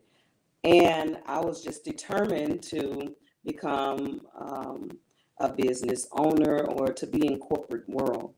Well, after several years of preparing educationally, I landed position and jobs that also added experience, added different nuggets under my belt. Therefore, one thing led to another. It also allowed me to become engaged with different people in different offices, and all of those experiences and all of those different places and different people were very vital to my role in business and also becoming a business owner. Even after moving to Gaston, Alabama, there were people who remembered my work and remembered me. And as they began to venture out in their business, they would call me asking for advice or my expertise in starting up a business or even in proper development, because after moving here, I also have property management and development experience through the Greater Gaston Housing Authority. So this began, one thing led to another, and it began my journey in the field of business and property development. Everything that you experience, sometimes you feel that it's not good, or you wonder how that could really benefit you in your life. But everything that you experience has everything to do with where you're going. And I found that to be very true. Nothing is wasted. It all can play a part of your business. And so, or play a part of your dreams, should I say. And so, never become discouraged if something doesn't work exactly the way you plan, or if you feel life is not taking you where you want to go at that particular moment in time, because there's a purpose and there's a reason for it. Every experience prepared me for my place where I am now. How you doing, Miss Sonia? I'm good, thank you. You're good. Okay, good. I just wanted to jump in here with you because I hear you talking about your experiences, et cetera, and I wanted to know if it was okay with you if I asked you a few questions. Sure. Okay, excellent. Because everything that you do and how you pouring back into the world, I think it's important that we share all of that with me. So tell me more about how you got started in your business, and what's the name of that business and how you're working with people in the collective. The name of my business is SMC Management Solutions. I began my business basically during the COVID pandemic. That when there was such a surge of small businesses or people wanting to start owning their businesses. And so many people were reaching out to me, and that caused me to wanting to go ahead, instead of doing just one particular business or having people to come to my home, I decided to go ahead and venture out into a full-time business.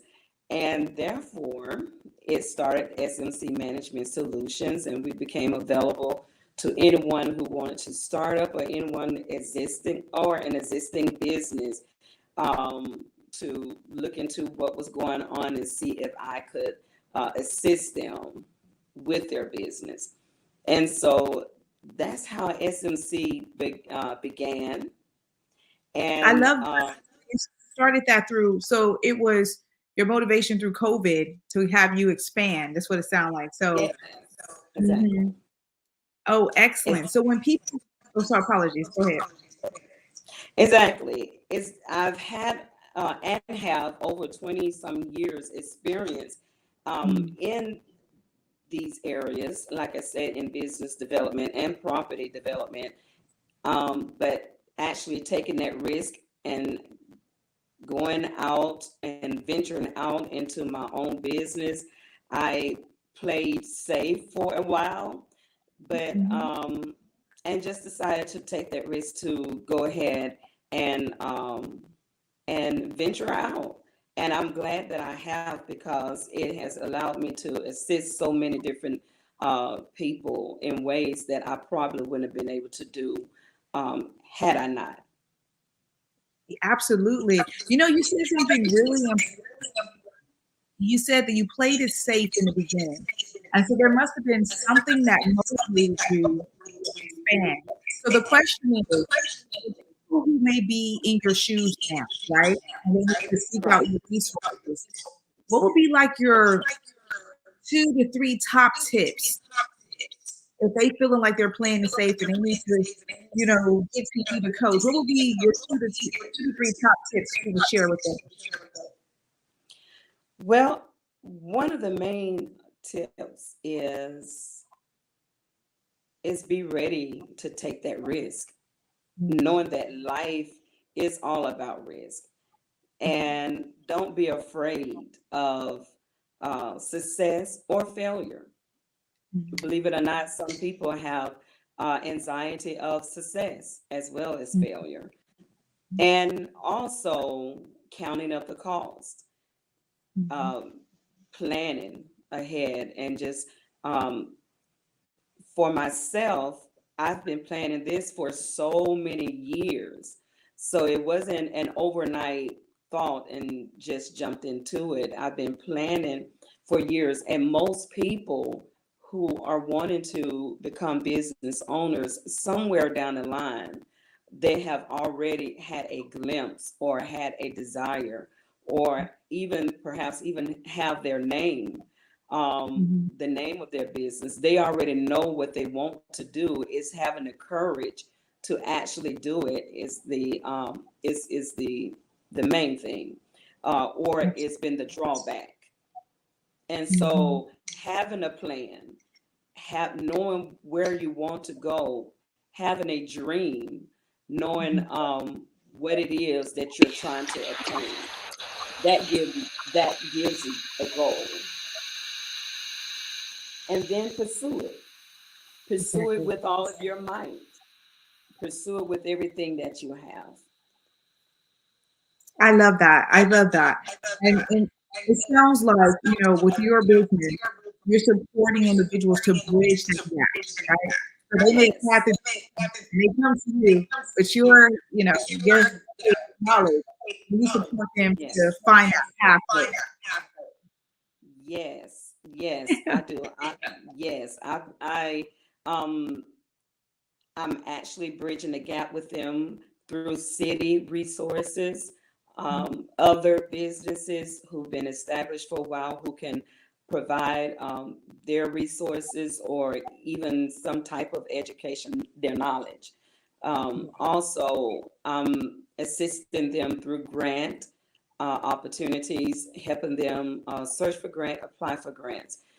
So I'm basically providing any type of resource that will help them to get started, and also hands-on support. I provide that hands-on support where they're able to, it's not just something that they're having to go online or on. A lot of people still want that hands-on support, and they want to know that they can see and touch that person, be able to walk in and speak with someone, to sit down, and we provide that type of consultation. We also allow them to contact us at any point in given time. I really like that. I was about that. You answered my question, because you're absolutely correct. Even though we're in a moving society is moving away with all this social media, et cetera, there's still a lot of people who, that sort of technology scares them. So to know that there's this way is actually really good. I'm sure for even some of the audience that's watching now. That is beautiful. So, Sonia, and can you tell us what is the best way for people to contact you if they are, if they have a dream, if they're in the dream, et cetera? What's the best way to get in contact with you and your colleagues in your business? Sure. Yes, you can find me online, SM Management Solutions, or you can find me on social media, SMC Management Solutions. Then you can also call me. My toll-free number is 877-572-8281.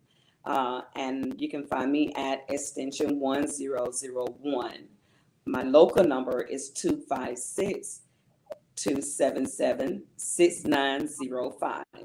So I can be found at any of those locations. That is excellent. Thank you so much for sharing all that you do.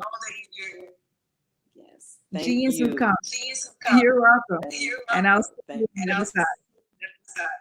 Okay, thank you. You're welcome. Thank you. A beautiful soul. All right. The Black Business Expo mission is to raise funds for high school seniors going to college or K-12 entrepreneurs. This expo is a fundraiser for the students. You may go to www.blackbusinessexpousa.com to donate to the scholarship fund or use the Cash App that's somewhere on the screen. Our goal is to give laptops and up to $5,000 to 10 students. Students can register online at www.blackbusinessexpousa.com. Every dollar counts. So we want to remind you to donate to the scholarship fund. We want to thank our Black Business Expo USA sponsors and who are the NC 100, Moody Capital Partners, Suede Soul, Lotus Ritchie Coaching and Training, Carolina, Virginia Minority Supplier Development Council, it's a mouthful, Step Management, the Hello LLC, Barbara H. Smith LLC, Margie McLean Foundation Incorporated, Genius is Common, Earth Essentials, 5-Star BDM Media, Mullane Shaney Global, Executive Women's Success Institute, The Quality Coaching Company, Superwoman Business Services, Creative Force Studios, Lee Entertainment, Artistic App Design, and the Black Business Expo USA. Genius is coming, and I'll see you on the other side.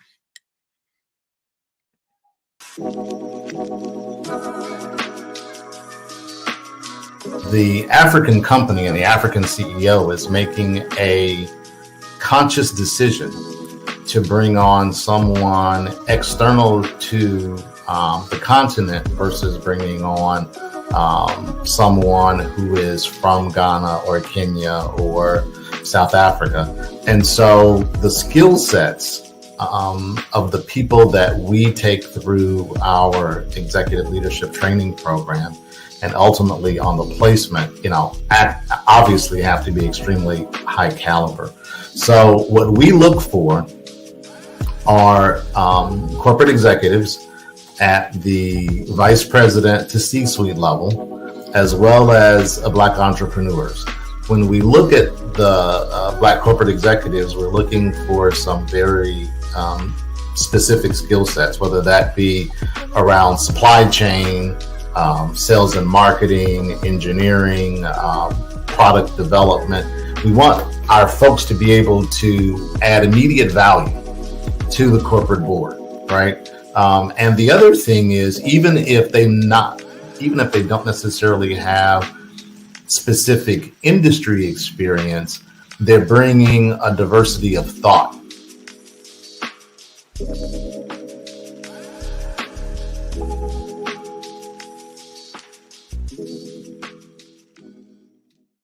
Hello, I am Dr. Eric Kelly III, the visionary strategist and founder of the Black Business Olympics. I invite you to showcase your Black-owned businesses on the Black Business Network global stage. The Black Business Olympics is a global Black Business Network platform that propels Black-owned businesses into the international spotlight. By showcasing your business on the Black Business Olympics platform, you can reach a worldwide audience of potential customers, partners, and investors. You can also establish yourself as a thought leader and expert in your field, attract lucrative partnerships, and more speaking engagements. In addition, the Black Business Olympics platform provides a valuable opportunity to connect and collaborate with like-minded entrepreneurs and business professionals from around the world. This can lead to new business opportunities, ideas, and relationships. Finally, by sharing your story and expertise on the Black Business Olympics platform, you can inspire and empower others. This is a powerful way to make a positive impact on the world and leave a lasting legacy. If you are a Black-owned business owner I encourage you to seize the opportunity to showcase your business on the Black Business Olympics platform. It is a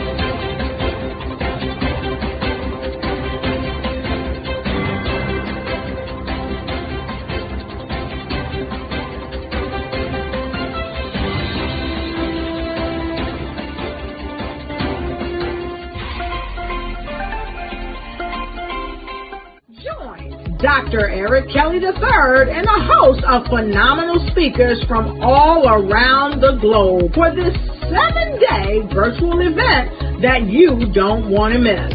The mission of the Black Business Expo is to raise scholarship money from kids all the way from high school all the way from college. The Black Business Olympics is one of the largest Black business showcases in the world. It is an opportunity for businesses and companies to showcase their businesses globally. We are going to be giving away laptops up to $5,000 away to students. Again, I'm Olivia Appleberry, the founder of 2 Cents Finance and one of the speakers for the expo. I am so excited to see you there. For more info, go to www.blackbusinessexpousa.com or call 919-308-9090 and hope to see you there. I am Black Business. From the moment I wake until the time I sleep. Yes, I am Black Business. I am Black Business. Tell me, are you Black Business? I am Black Business. Do you support Black businesses? Listen, I support Black business because I am Black Business. Black Business Expo, one of the largest business showcases in the history of Black business in the world. The world! Sign up today at www.blackbusinessexpousa.com or call 919-308-9090. I am Black Business. I am Black Business. From the moment I wake until the time I sleep, I am Black Business. I am Black Business. Are you Black Business? I am Black Business. Do you support Black businesses? I support Black business because I am Black Business. Black Business Expo, one of the largest business showcases in the history of Black America in North Carolina. Sign up today at www.blackbusinessexpousa.com or call 919-380-9090. I am Black Business. I am Black Business. From the moment I wake until the time I sleep, I am Black Business. I am Black Business. Are you Black Business? I am Black Business.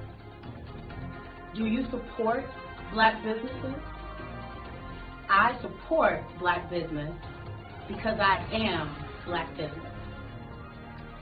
Black Business Expo, one of the largest business showcases in the history of Black America in North Carolina. Sign up today at www.blackbusinessexpousa.com or call 919-380-9090. I am Black business. I am Black business. From the moment I wake until the time I sleep, I am Black business. I am Black business. Are you Black business? I am Black business. Do you support Black businesses? I support Black business because I am Black business.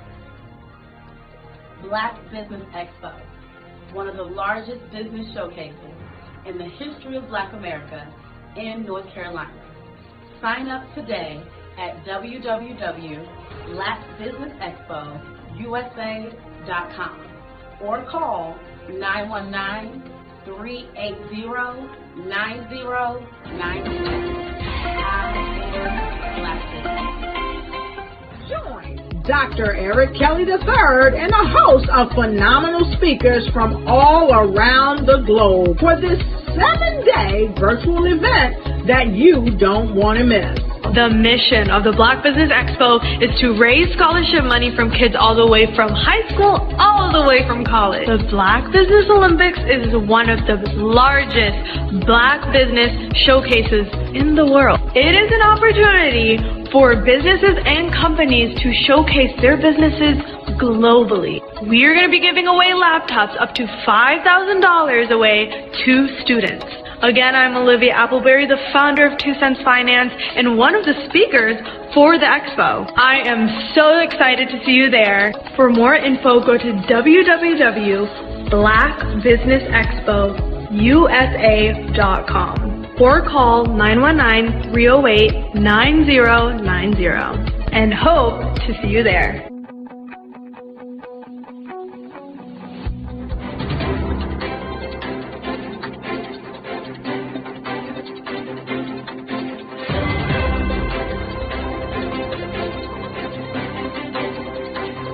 I'd like you to imagine with me, if you will, opening an app where you can collaborate with like-minded individuals from around the world, get inspiration and in-app tools to launch and grow your business, as well as share your knowledge and earn compensation, all in one app.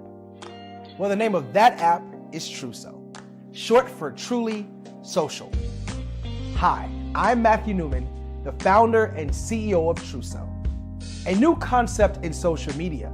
Truso is designed from the ground up to be a platform that's both social and empowering for all its users.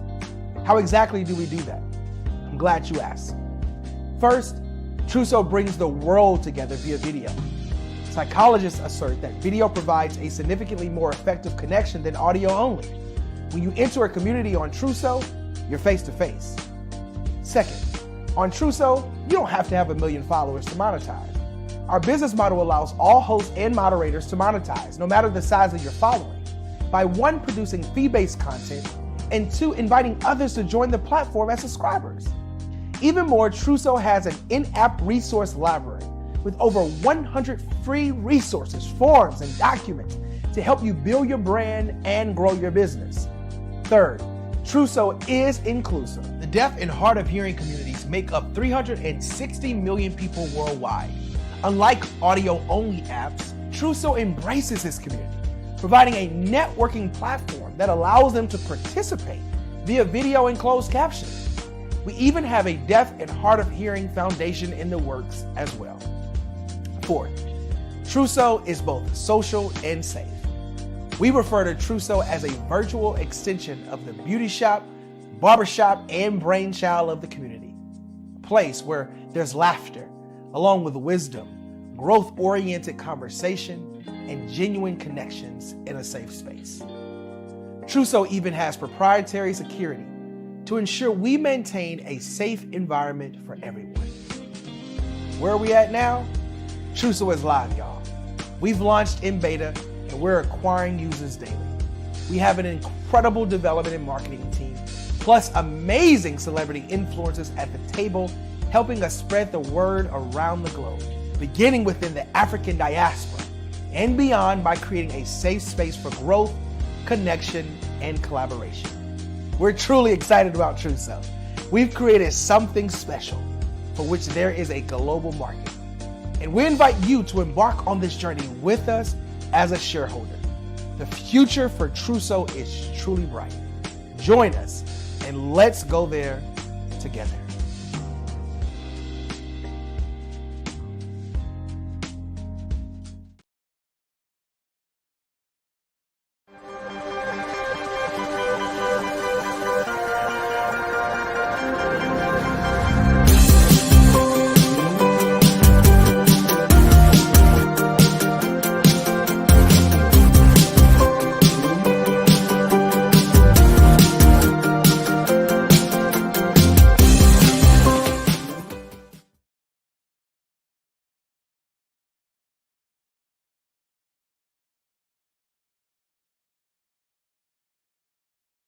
Content creators, welcome to Fave Unite TV. Hey, are you struggling with having your content stand out from the crowd? Or is it that you're overshadowed by others who have more resources, followers, and influence? The good news is wherever we are, you are too. We help you grow your online presence and optimize your visibility, which gets you closer to your audience so you can build trust and loyalty. By using the power of our network, we help you build yours. Fave Unite is a powerful tool to connect you with your friends, followers, and fans. And when fans rule, everyone wins. Join us. Fave stands for fans, artists, and venues. Submit your content today.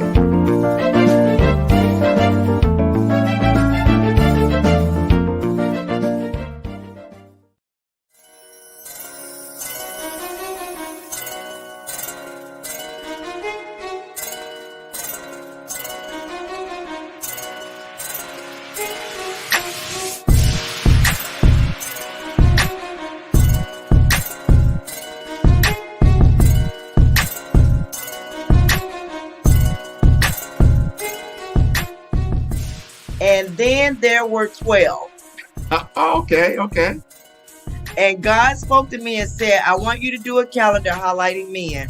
I want there to be men from all walks of life, not just entrepreneurs, not just CEOs of corporations. I want you to bring good fathers, good husbands, good teachers, good coaches, athletes, CEOs, entrepreneurs. I want you physicians, attorneys. Bring them together. They will formulate relationships that they never otherwise would have formulated because we tend to stay in our own circles.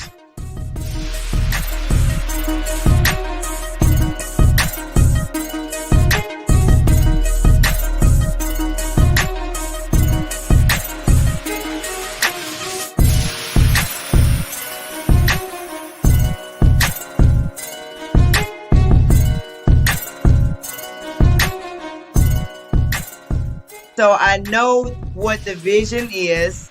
I know my instructions. And that's why every year I stretch myself even further.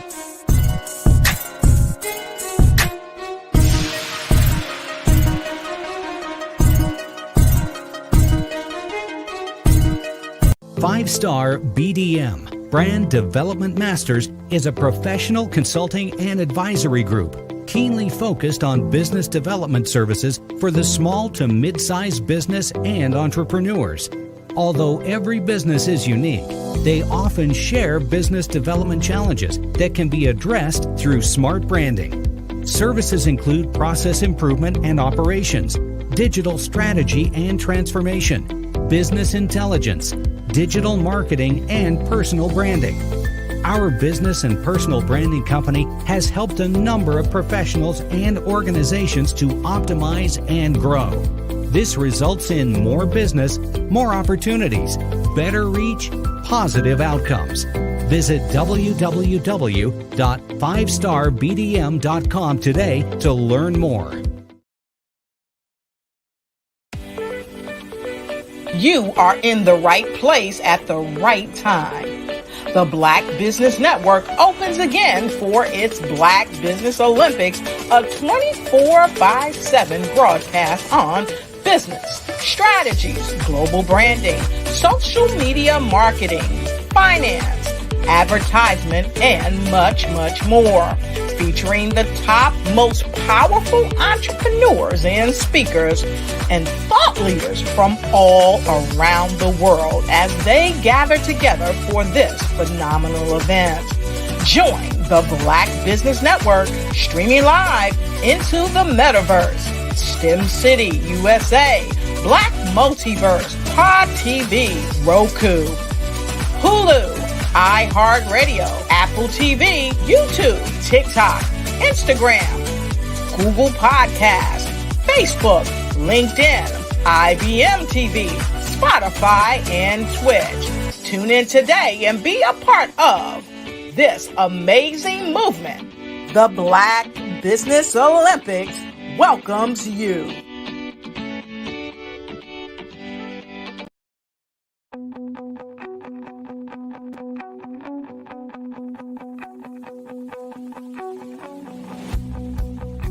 I am Black Business.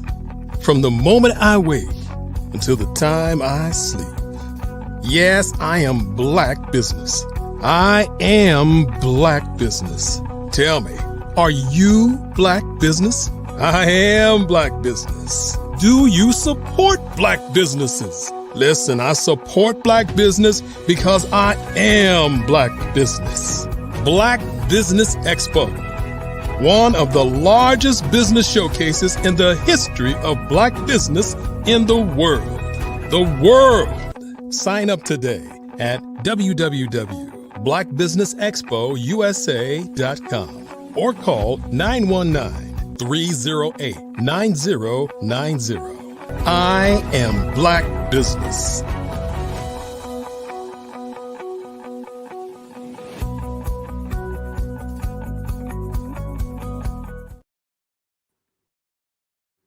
Good afternoon, business owners, entrepreneurs, thought leaders, and corporations. Welcome to the Black Business Network. My name is Spiritual Teak, and I'm your business moderator for this afternoon on the Black Business Network. The Black Business Network is a 24-hour business network showcasing Black businesses, Black owners, entrepreneurs, and thought leaders worldwide. We have speakers from North Carolina, London, Singapore, Africa, Japan, and cities all over the United States. The Black Business Network is a global community sharing its business knowledge to empower, inspire, and educate businesses about business. Our next keynote speaker is Taria Hodge. Taria Hodge is the owner of Mayaba Consulting Services, and founder of Social Media Saturdays and Serve, Share and Shine, online platform committed to helping others, coaching, consultants, and thought leaders share their authentic message in the marketplace. Our commitment is to help you discover the brand story that reveals the lesson learned at times in your life where you found the courage to show up and shine. I present to you Taria Hodge. All right. Good afternoon, Spiritual Teak. How are you? Good afternoon, gorgeous soul. I am doing well. Genius is coming, and I'll see you on the other side. Thank you. Thank you. Are you struggling to grow your social media following despite your consistent effort? If that's you, I want to let you know I totally understand because I've been there before. Or perhaps maybe you lack proven strategies to help you attract your ideal audience and increase your engagements. Now, I know that this is one of the issues that's faced by many entrepreneurs. So if you can identify with any of those two questions and you answered yes, then this conversation is for you. Today, we're going to sit back and we're going to talk about 3 proven strategies to amplify your influence on social media. Now, how many of you feel frustrated with social media times? And it's okay. And if you feel frustrated, just go ahead, utilize the comments. I always like to know who's out there with me. Utilize the comments and let me know if social media has been an area of frustration for you. And like I said before, I totally get it. It's so easy for frustration to creep in and set in when you feel like your social media presence is stagnant or you are not getting the results that you desire. So whether this is on your business pages, no matter the platform that you're on, or perhaps even if you're in your community and you're running online communities, the lack of visibility and direction can take a toll on your confidence and your morale, leaving you to question your efforts and the way that you are doing things on social media. So this conversation is for you today. If you are absolutely ready to shift gears and level up your presence online, this is for you, whether you are a seasoned coach or consultant, or you even consider yourself a content creator, or you are just starting out on your journey. What I'm going to share with you today will help you take your online presence to the next level. But before we jump into it, I want to just go ahead and share a little bit of my backstory. So social media isn't something that's new to me. I've been in the social media space now for probably over 10 years. And I remember when I first started to take a look at social media, it was one of those things that a lot of people shied away from. And the reason why they shied away from it is because they thought social media was going to be a fad. It was going to be one of those things that popped up into the marketplace, and as soon as it popped up, it was going to disappear and fade away. And to a lot of people's surprise, social media is here to stay. And one of the things that I say all the time, and I encourage each and every single entrepreneur and business owner, if you have a business, then your business should have a social media component to it. It should have a social component to your business.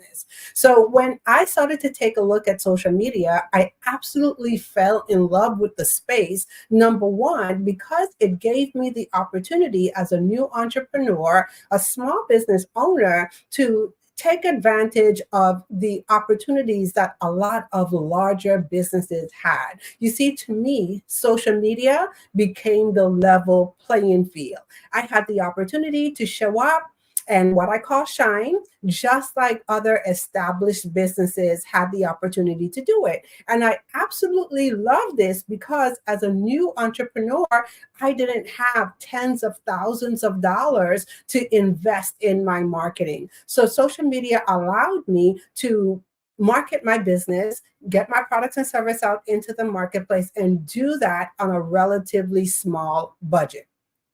So I would say when I started out, the social media game was very easy, and I likened it to the numbers game. So how many of you have ever heard that, like you've likened social media to being the numbers game? And if not, this is what I'll share with you. You see, back in the day, 10 years ago, when I started out with social media, it was very easy for a business owner or entrepreneur, whether you're a coach or a consultant, to show up on social media and offer your products and services, whether you had an ebook. How many of you remember the days of the ebook?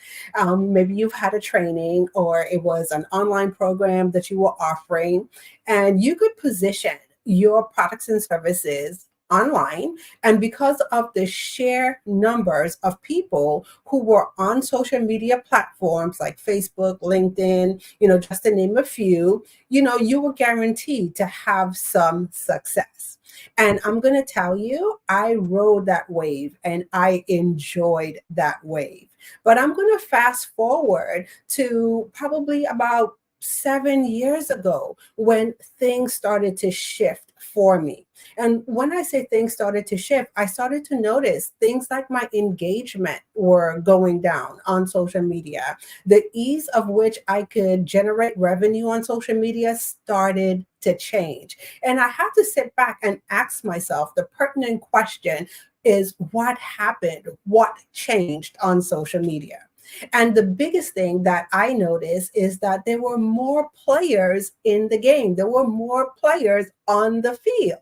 So as social media became this thing where a lot more entrepreneurs, business owners realized that it's not going away and it's here to stay, more people started to enter into the social media realm and position their products, their services, in the online space. And so what that said to me is that I had to learn to do things differently. And as I started to unpack this in my business, what I realized is that I was actually starting at the very end of a process. So how many of you know that there's actually a process, to social media and a process to what I call social selling? And so no wonder my efforts weren't yielding the results, or they have stopped yielding the results that I desired, because you see, at the time I was just riding the wave of success, but not really paying attention that there's an actual process that would allow success to continue. So that's what we're going to spend some time talking a little bit about today. And so I'm going to go back to the beginning, or share with you my journey back to the beginning.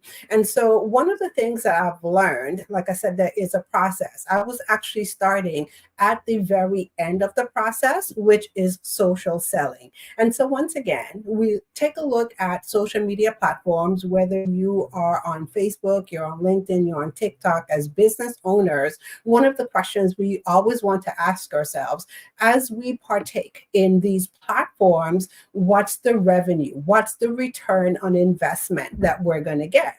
And so a lot of times we look at the return on investment as money, but also your return on investment can be time as well. So the time, the energy, the money, the other resources that we're putting into social media platforms, are they allowing us to yield the desired results?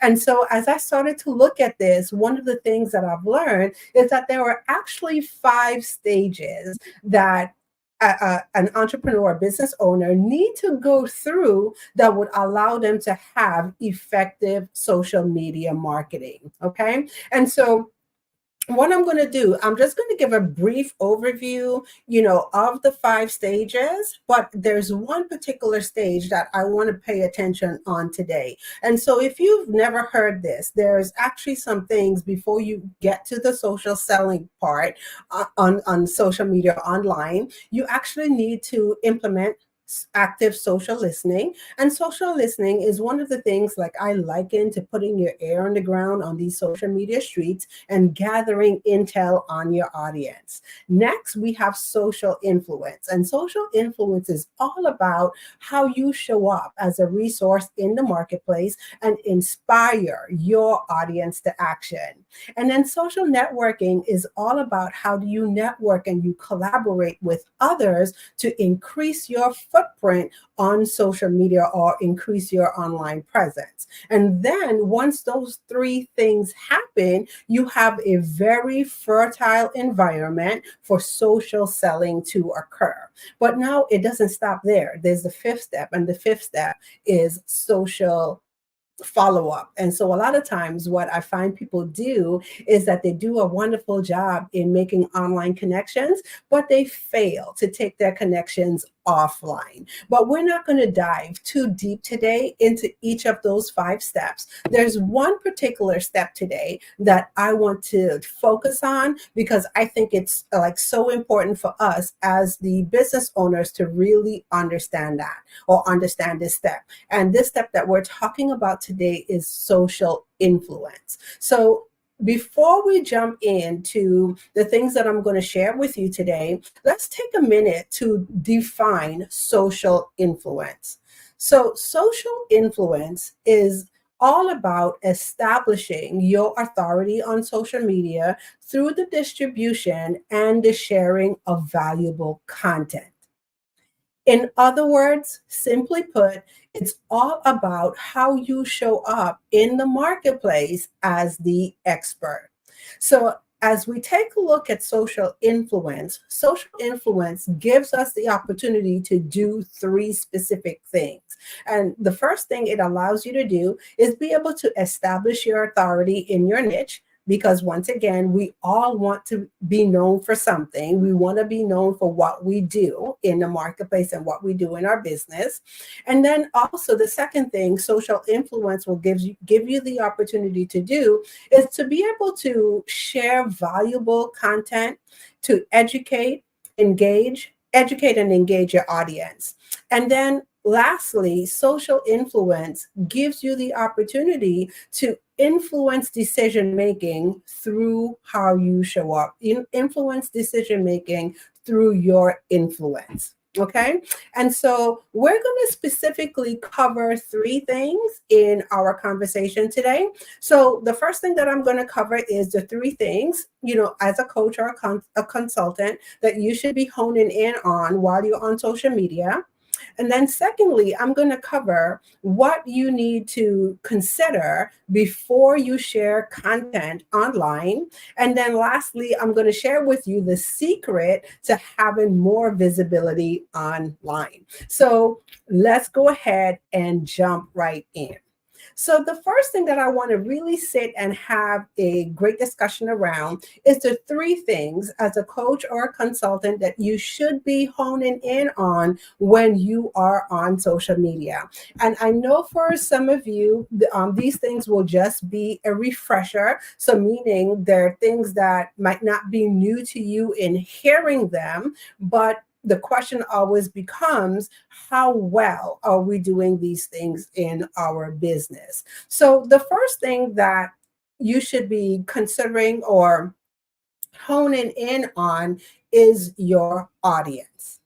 And so a lot of times I see people kind of jumping over the importance of identifying who their people are on social media, or who are you speaking directly to on social media. So have you sat down and taken the time to understand and know exactly who your target audience is on social media? How do you hone in on your people? Now, I know this is one of the things, if you've ever taken a marketing class, Marketing 101, one of the things they encourage us to do is to take a look at who our ideal clients are. Okay. And a lot of times when we talk about our ideal client, we tend to stay in the range of the demographics. So are they male? Are they female?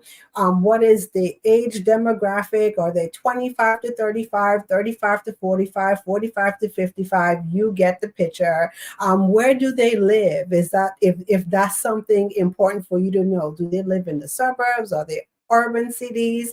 How many kids? What does the family structure look like? And I always joke all the time, because one of the things that I hear is the 2.5 kids. Now, I don't know about anyone out there. I have 3 whole kids, so I don't even know what a 0.5 of a kid is, okay? But these are the things that we are taught to look at when it comes to identifying our people. Now, one of the things that I'm going to encourage everyone to do is to go a little bit deeper. Instead of just taking a look at the demographics, also take a look at the psychographics of your audience. Who are your people? And so when we talk about the psychographics, do you know how your people show up?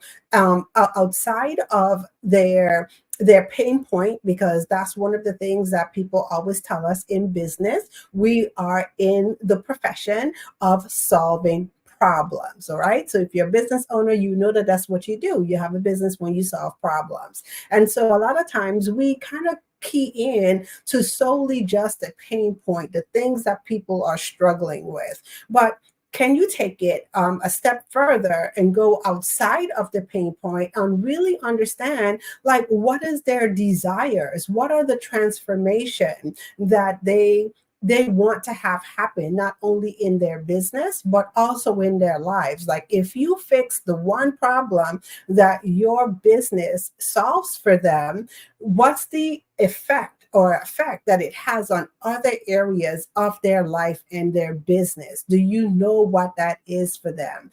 Do you also know and understand how they communicate the problem? And so I had a very interesting conversation with another colleague of mine. And one of the things I celebrated her for is that she did an excellent job of doing some social listening, gathering intel.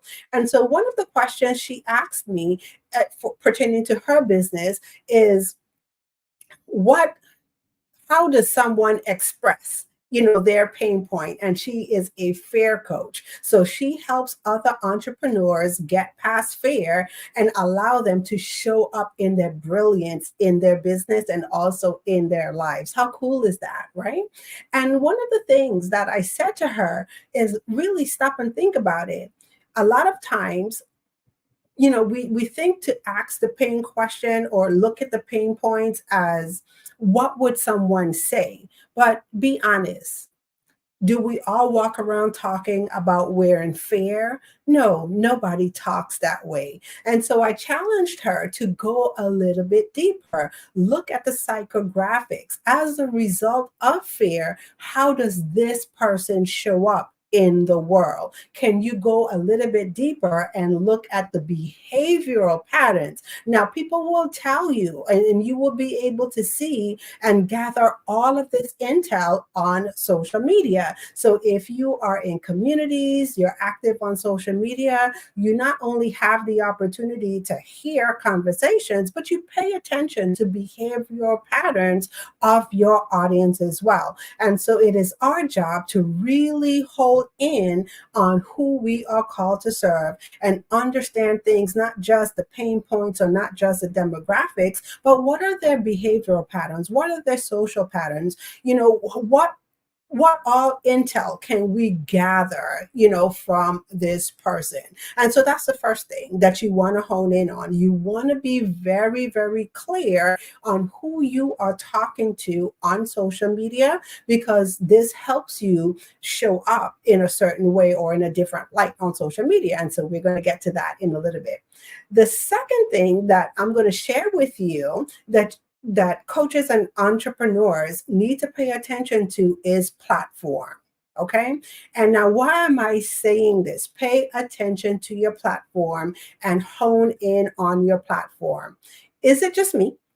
Or does anyone else out there feel like there are new social media sites that are popping up like every Monday morning? I know for one, I have a tendency to kind of get overwhelmed with everything that's going on in the social media world. And so one of the things that I usually share is that, pick one or two platforms, okay? And the way how you pick the platform that you're going to hang your hat on is not by choosing the platform that you like or the one that you are most comfortable with. It's by choosing that platform where your people are on. So do you know where your people are hanging out? Are they hanging out on LinkedIn? Are they on YouTube? Are they on Instagram? Are they on Facebook? Are they on TikTok? Okay. Once you know and have identified where your people are hanging out, that's where I encourage you to go ahead and establish your presence and build a strong strategy around that platform. Okay. And then the third thing, when it comes to honing in, I want you to stop it for a second and take a look at your message, your communication. And like I said, you're connecting conversations that you're having online. And so I no longer say content anymore. I liken them to connecting conversation. So are you clear in your messaging? Are you clear as to what it is you do in your business? Or like how I'd like to say, are you clear in how you serve in your business? Okay. So when people encounter you online, do they know this is how you can help them in their business? So those are the three things. If you, like I said, I know you've probably heard these things before, but it's all about how well are we doing these things, or how can we get better to do those things? Okay. And so the next thing that I want to talk about is one of the first things you should consider before you share your content online. Okay. So the first thing when you are about to share any type of content online, before you start typing, before you hit the send button, ask yourself the question, what is the purpose of your content? And so what do I mean by this? Now, I know there's a lot of pressure when you are managing your social media platforms. And one of the things we all come to understand is that social media likes content. Social media is fueled by content. And so with that, there's pressure, and the pressure comes on showing up consistently on social media. And so a lot of times in our haste to have a consistent presence on social media, what we have a tendency to do sometimes is just put content out there and not really understanding or knowing the purpose behind our content.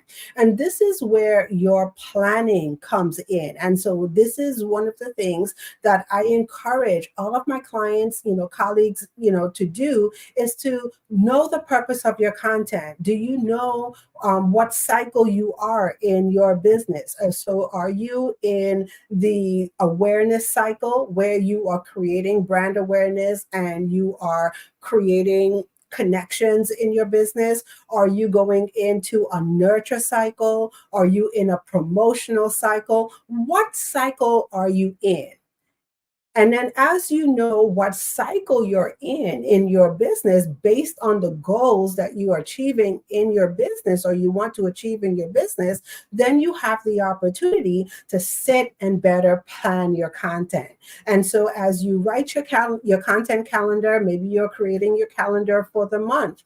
Take a look and ask yourself the question, what is the purpose? What is it that I want to achieve on this month on social media? What's the return on investment am I looking for? And so is it that I am increasing awareness for my brand? Is it that I'm looking to increase engagement? Or am I actually in a promotional cycle where I have a product or a service that I'm offering and I can measure that based on the results of the sales that I get? So knowing the purpose of the content, number one, is the first thing. And then once you understand and know the purpose of your content, then it allows you to create with intention. And so that's one of the things that I want everyone to walk away with and get today. As you sit down and you take a look at your social media, your content, your connecting conversations that you're having out there in the marketplace, how can we get better, or how can you get better at creating with intention? And the third thing that I am going to share with you today is the number one thing that most entrepreneurs, most consultants, have, on their mind. And it's all about, how do I increase my visibility? And I have to say this is why platforms like the Black Business Olympics exist, because I'm going to hang my hat and say that each and every single one of us who are participating in this platform, that's the one thing that we all want to do. We all want to have the ability to go ahead and increase our visibility, increase our footprint along our social media or our online presence. And so when it comes to increasing your visibility, one of the biggest things that you could start to take a look at is, how well are you collaborating with others? And I have to say, this is one of the biggest strategies that you could look at in your business as far as amplifying your influence. Okay. So when it comes to collaboration, I'm going to spend some time to break this down for you for just a second.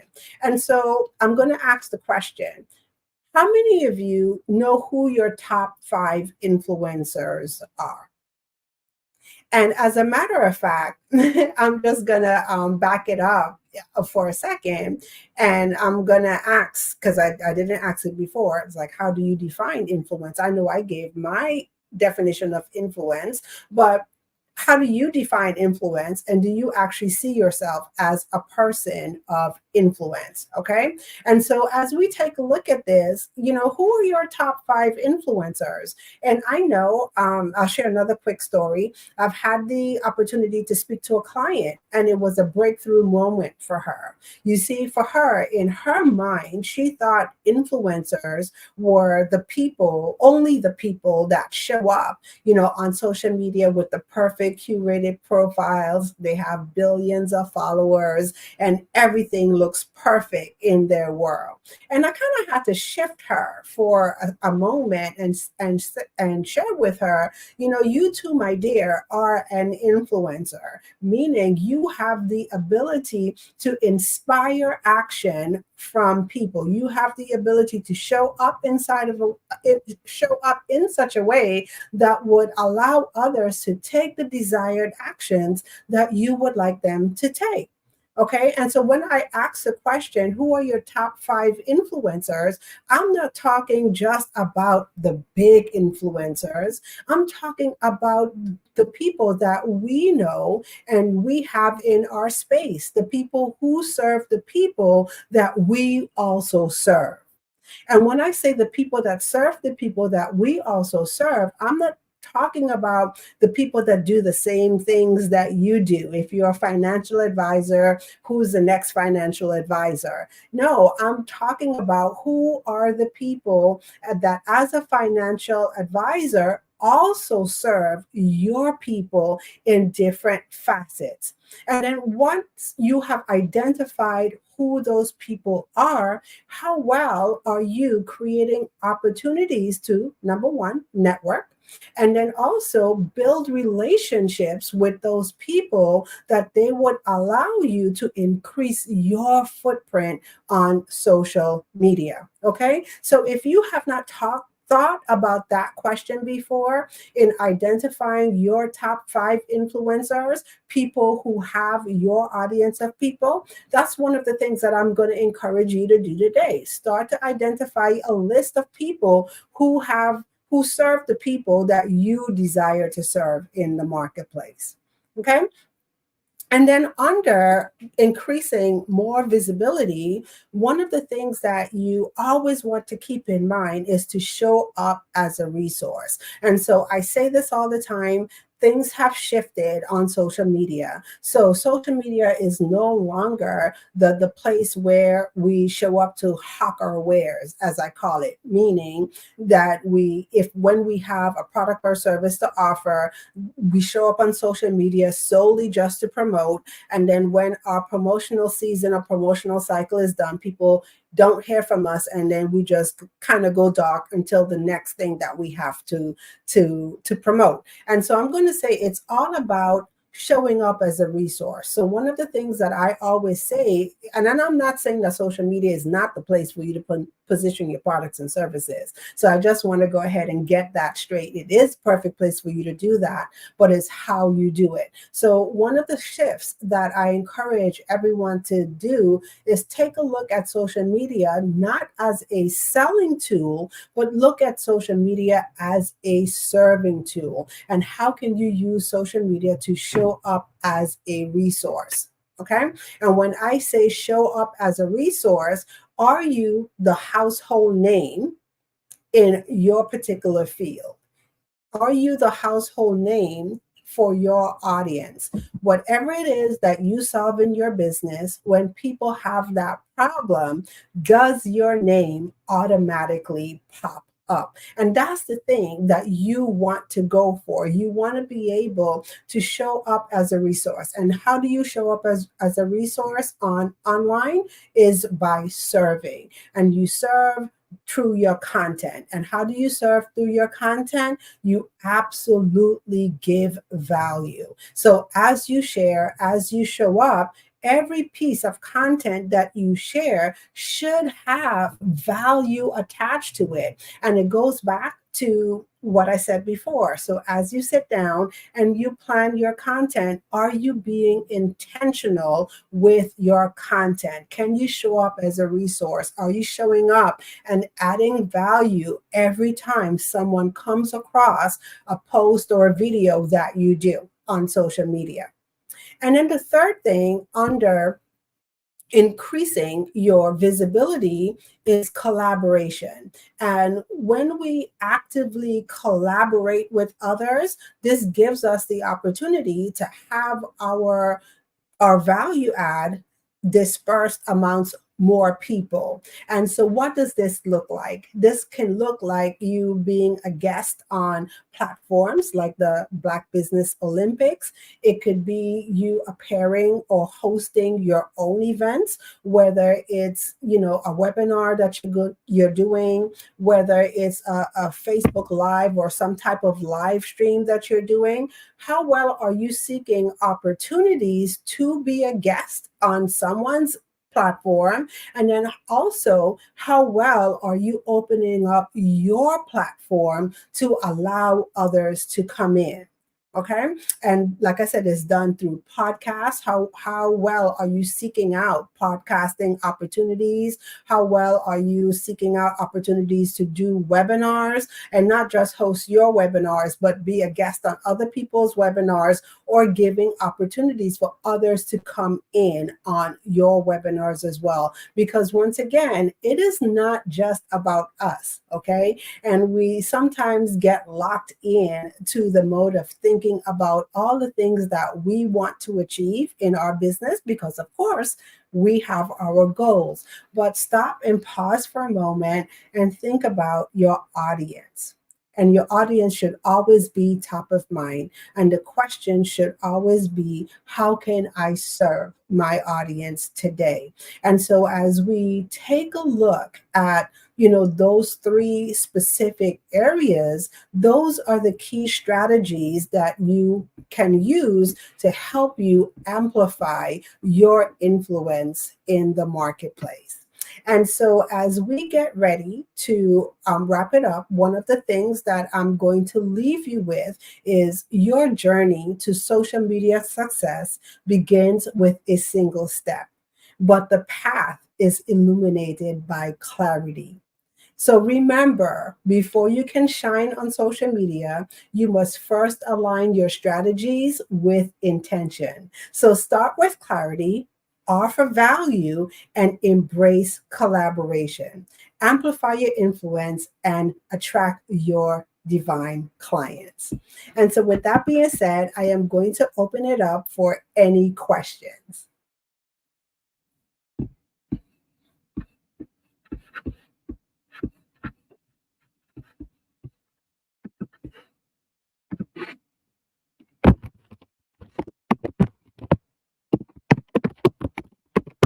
Okay. Hi, Sharia. How are you? Hi, Teek. How are you? Oh my goodness, you just filled me with so much joy. Listening to your presentation, I was like, yes, yes, yes. When you put something out in the world, and I thought, oh, I really need to sit down with someone that has a lot more insight into this whole topic. And then here you come talking about social media strategy and giving the tips and tools that will help someone excel to where they want to be. So I have a couple questions, if you don't mind, before I let you go. So in terms of individuals who you're working with, I mean, are you open to work with where the people are at the beginning stages of their journey, or have a huge following, or I think I heard someone say the other day, a micro influencer, and I was going, oh, okay. Talk a little bit more about how you would support people at different stages of their journey. Yeah, so that's a very good question, and thank you for that. And so, I have a love for the people who are just trying to get it right. So whether you are out there, like I said, and you're just starting your business and you're taking a look at social media, and you are asking the questions, what do I do on here? Because I feel a lot of people get stuck right there. Like, what do I do, on here to really make it work? How can I not make that misstep? I'm new in business. I have no clue what to do on here. And so, yes, I do work with those individuals that say, I'm starting my business, or I've been on the journey for a little while. Now I'm in the beginning stages of establishing my social media presence. How do you do that? Mm-hmm. And then you have others who have been on social media for quite some time and, experience the same, issue I had. Like I said, I started off back in the beginning where, things were easy. You had a $10, ebook and you were in the money back then, and things have shifted. And so people also come to me for a revamping of the strategies. Okay. So maybe they're looking to grow their business in another way. They're looking at different things that they do. So what are the strategies that you can put in place that would always align with your business goals? Okay. So whether you are, like I said before at the top, whether you are a new person, in business, or you're seasoned, it's all about looking at what does that social component for your business look like, and then what are the strategies that you can implement that would allow you to hit your goals. So great question. No, that is absolutely beautiful because, I connect with beautiful souls all the time, and I have my platforms as well. And so this is why this was very fruitful for me too, listening to it. And it's good to know that you're supporting people in the beginning where it might feel like a little bit more, anxiety, because it can be overwhelming, all these different platforms. I think I get lost in all the different platforms myself. But equally, I love that how you are able to support people to scale, or do that facelift, revamp from where they are, but still keeping that authentic message. And I think that's the key anyway, because I think I loved your question when you said, well, what is your purpose for whatever you're about to put out? What is your purpose for putting it out? And that is so key. That is so key. So before I let you go, please dive into, I've already taken your details. So but please dive into how everyone that's watching can find you, the best way you will want them to connect with you. Let us know your perfect channel. Yeah. So one of the best ways you could connect with me, I could be found on also, well, I shouldn't say all social media platforms, because definitely not all, but Facebook, Instagram, LinkedIn, I am Turia Hodge. And so if you just search my name, you will find me. The place that I enjoy hanging my hat is on Facebook. That's where my community is. And the name of the community is called Storytelling for Super Achievers. And I would like to offer the audience today a gift. And so one of the things that I have the opportunity to do in the vein of collaboration, I have the opportunity to collaborate with Suzanne Hart, and she is speaking and storytelling from a mindset perspective, right? And it's one of the things that I found paired so well with social media, because it's all about how do we show up online, how do we show up as influencers and attract those people. So I no longer tell people it's about finding your clients, because I think we've all heard that, right?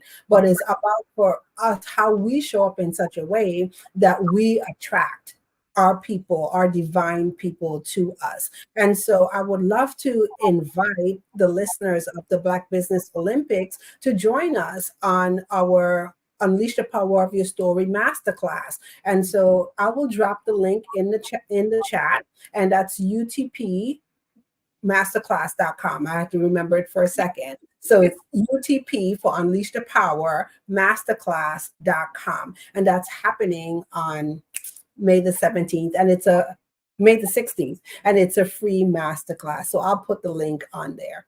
That is amazing, Taria. It's been a pleasure having you here on the Black Business Network, and I'm sure we'll be collaborating and speaking soon. Have a beautiful, blessed day. All right. Jesus is coming, and I'll see you on the other side. All right. Thank you. The Black Business Expo mission is to raise funds for high school seniors going to college or kindergarten through 12 entrepreneurs. This expo was a fundraiser for students. You may go to the www.blackbusinessexpousa.com to donate to the scholarship fund or use the Cash App that's somewhere on the screen. Our goal is to give laptops and up to $5,000 to 10 students, and students can register online at www.blackbusinessexpousa.com. Every dollar counts. So we want to remind you to donate to the scholarship fund. And we want to thank our Black Business Expo USA sponsors, the NC100, Moody Capital Partners, Suede Soul, Lotus Ritchie Coaching and Training, Carolina, Virginia Minority Supplier Development Council, Step Management, The Hello LLCC, Barbara H. Smith LLC, Margie McLean Foundation Incorporated, Genius is Common, Earth Essentials, 5-Star BDM Media, Mullane Shawnee Global, Executive Women's Success Institute, The Quality Coaching Company, Superwoman Business Services, Creative Force Studios, Lee Entertainment, Artist App Design, and the Black Business Expo USA. Genius is coming, and I'll see you on the other side.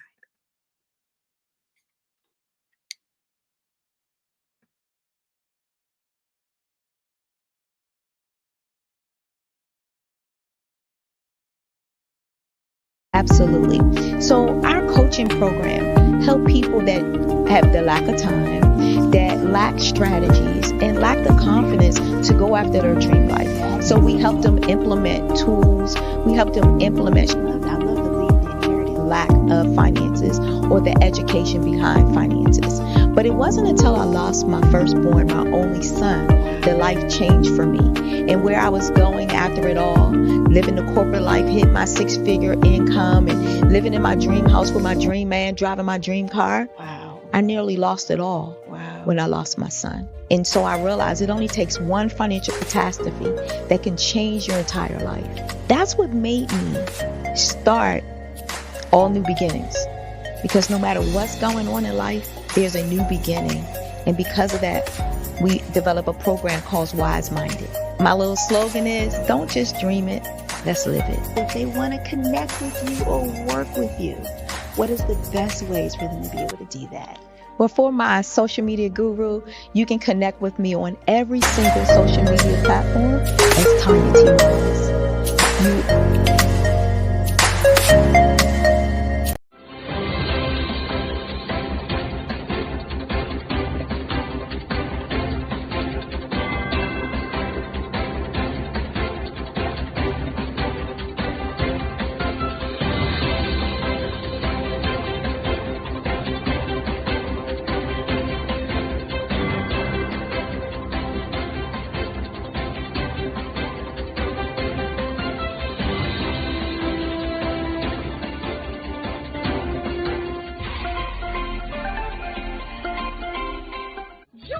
Dr. Eric Kelly III and a host of phenomenal speakers from all around the globe for this 7-day virtual event that you don't want to miss. The mission of the Black Business Expo is to raise scholarship money from kids all the way from high school, all the way from college. The Black Business Olympics is one of the largest Black business showcases in the world. It is an opportunity for businesses and companies to showcase their businesses globally. We are going to be giving away laptops up to $5,000 away to students. Again, I'm Olivia Appleberry, the founder of 2 Cents Finance and one of the speakers for the expo. I am so excited to see you there. For more info, go to www.blackbusinessexpousa.com or call 919-308-9090 and hope to see you there. I am Black Business. From the moment I wake until the time I sleep.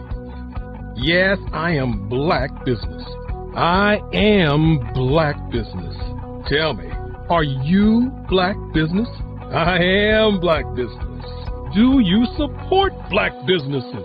Listen, I support Black business because I am Black Business. Black Business Expo, one of the largest business showcases in the history of Black business in the world. The world! Sign up today at www.blackbusinessexpousa.com or call 919-308-9090. I am Black Business. I am Black Business. From the moment I wake until the time I sleep, I am Black Business. I am Black business. Are you Black business? I am Black business. Do you support Black businesses? I support Black business because I am Black business. Black Business Expo, one of the largest business showcases in the history of Black America in North Carolina. Join Dr. Eric Kelly III and a host of phenomenal speakers from all around the globe for this 7-day virtual event that you don't want to miss. The mission of the Black Business Expo is to raise scholarship money from kids all the way from high school, all the way from college. The Black Business Olympics is one of the largest Black business showcases in the world. It is an opportunity for businesses and companies to showcase their businesses globally. We are going to be giving away laptops up to $5,000 away to students. Again, I'm Olivia Appleberry, the founder of 2 Cents Finance and one of the speakers for the expo. I am so excited to see you there. For more info, go to www.blackbusinessexpousa.com or call 919-308-9090 and hope to see you there. I am Black business. From the moment I wake until the time I sleep. Yes, I am Black business. I am Black business. Tell me, are you Black business?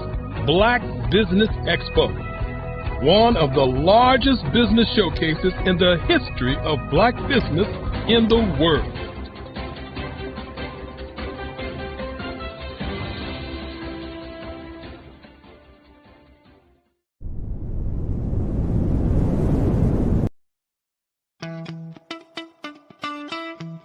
How many times have you been asked to help someone you didn't even know, a student, a business entrepreneur, or did you ever even ask, where did they end up?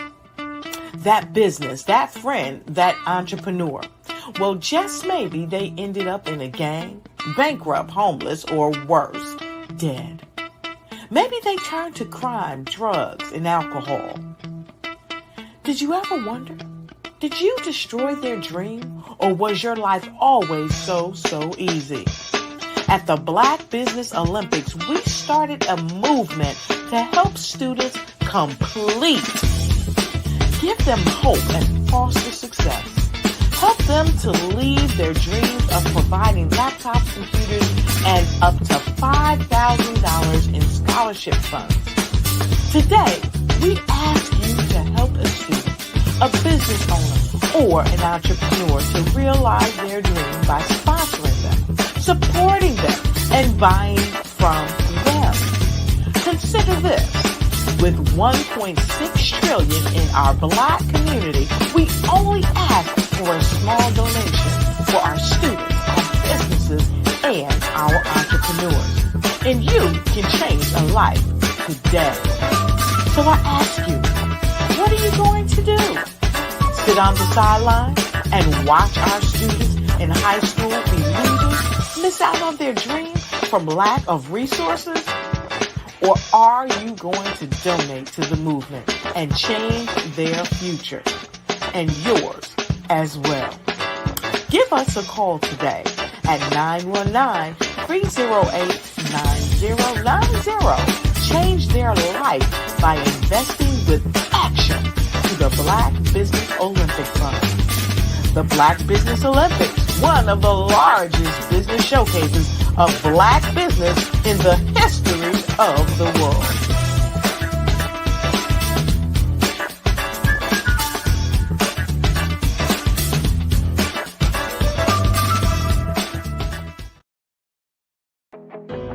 I am Black business. From the moment I wake until the time I sleep, I am Black business. I am Black Business. Are you Black Business? I am Black Business. Do you support Black businesses? I support Black business because I am Black Business. Black Business Expo, one of the largest business showcases in the history of Black business in the world. Sign up today at www.blackbusinessexpousa.com or call 919-308-9090. I am Black Business.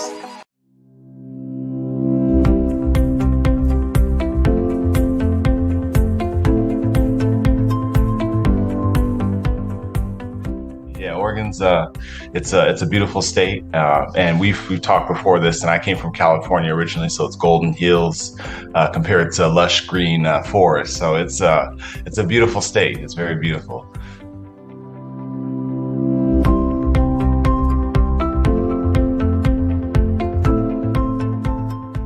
Understand how to take your what you know in the real world as a human and what you know about your business.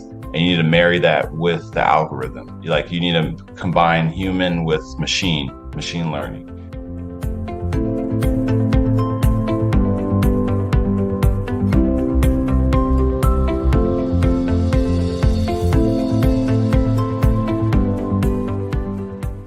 I was always attracted to the psychology, behind digital marketing and why do people do the things they do, but then it's quantifiable, right? So then you can attach revenue to it, right? And it's if I can understand and get to the mind of different segmentations, then I can start to show them things that will get them to buy the product that I'm trying to show. And to me, that's just fascinating. That is amazing that you can do that.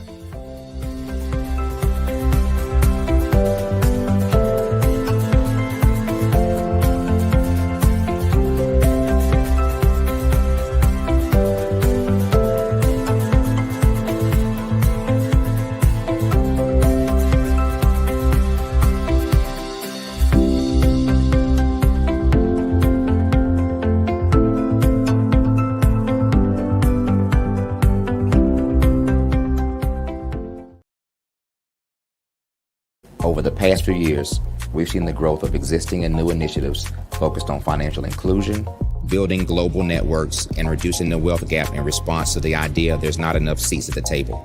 Whether their outcomes are to increase the representation of Black executives on corporate boards, ensure an inclusive global economy, or to create new U.S. African commercial pathways, the strategies are often carried out by separate programs. The question is, should they be? With the continent of Africa being home to more than half of the world's fastest growing economies, the youngest workforce, over 400 companies generating more than $1 billion annually, 700 generating more than $500 million annually that are poised for growth, and being the destination of nearly $5 billion in venture capital in 2021. Diversifying U.S. and Africa commercial engagement by building bridges between African businesses and their U.S. diaspora should begin being seen as mutually beneficial. From helping to reduce Africa's enormous capital gap to catalyzing two-way trade opportunities, the COVID-19 global pandemic hopefully has taught us that global challenges and opportunities are more interconnected than we thought. During the pandemic, African companies like Unicorn Flutterwave, insurance provider Reliance Health, ride-hailing app Yasir, and 54 Gene, the continent's first bank of DNA on people of African descent, proved that when African companies have access to networks, capital, and information, they grow big, grow fast, and create solutions that are valuable to the world. This is why Be Direct was created. We are the first U.S.-based but African-centric board preparedness and board search company designed to connect U.S. Black talent and corporations to African businesses. Unique and fundamental to Be Direct's success is our process of helping board candidates adapt their experience and networks to an African context before they're connected to high-growth companies that are looking to locally and globally scale. From our focus groups with African business execs and government leaders, we don't ignore the sentiment that business is easy, but people are hard. Having a pool of board candidates with hard-to-access networks and extensive experience across the business life cycle, including successfully raising capital, is table stakes for an initiative like this. So yes, we have that. But corporate or entrepreneurial success in the U.S. does not guarantee success in Africa. Developed alongside industry partners on the continent, our training program, Be Direct Prep, is designed to transpose their experience to create cultural comfort, understanding, and a commitment to helping businesses in Africa scale.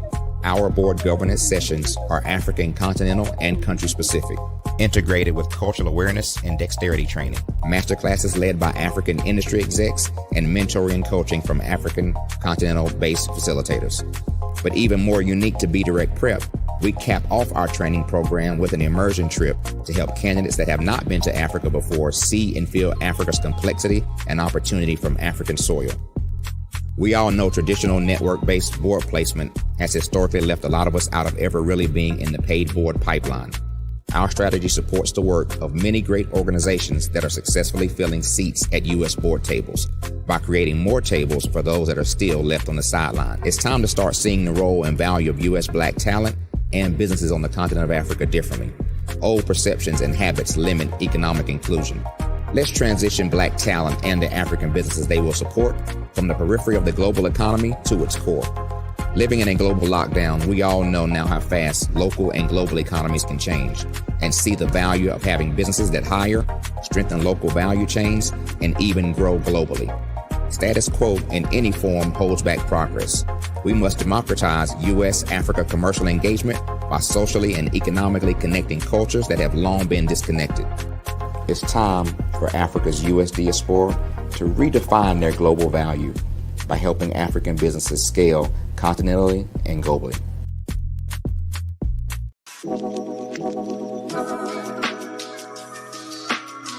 The African company and the African CEO is making a conscious decision to bring on someone external to the continent versus bringing on someone who is from Ghana or Kenya or South Africa.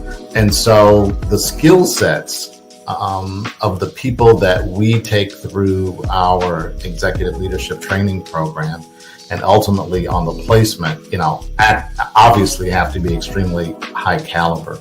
So what we look for are corporate executives at the vice president to C-suite level, as well as Black entrepreneurs. When we look at the Black corporate executives, we're looking for some very specific skill sets, whether that be around supply chain, sales and marketing, engineering, product development. We want our folks to be able to add immediate value to the corporate board, right? And the other thing is, even if they don't necessarily have specific industry experience, they're bringing a diversity of thought.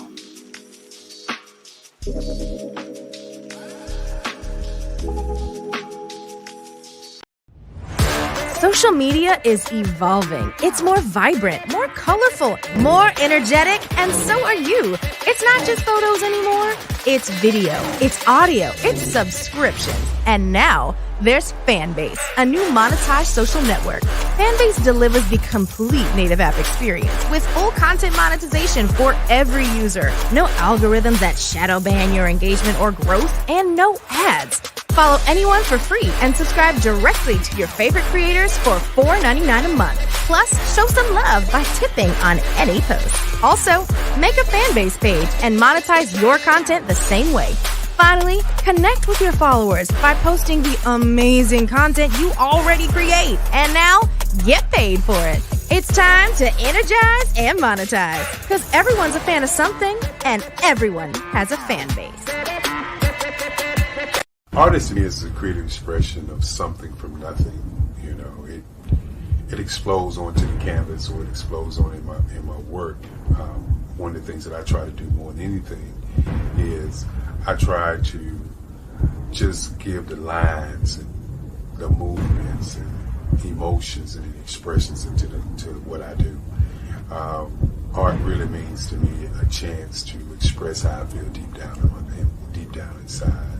Most of my art begins as a thought that I might have, whether it's sports, whether it's history, whether it's a woman or a man. It pretty much starts as an idea of thought before I get into the actual image of what I'm going to draw. I do a lot of historical pieces. I was a history minor in college, and I love to do history pieces.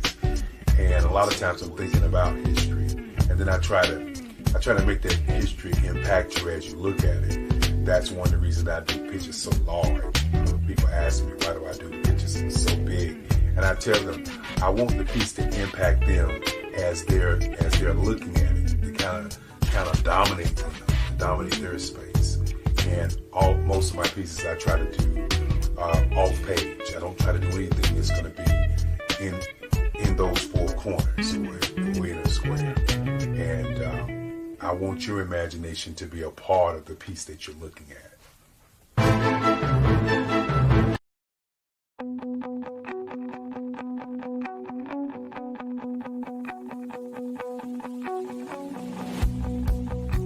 I am Black Business. From the moment I wake until the time I sleep. Yes, I am Black Business. I am Black Business. Tell me, are you Black Business? I am Black Business. Do you support Black businesses? Listen, I support Black business because I am Black Business. Black Business Expo, one of the largest business showcases in the history of Black business in the world. The world! Sign up today at www.blackbusinessexpousa.com or call 919-308-9090. I am Black Business.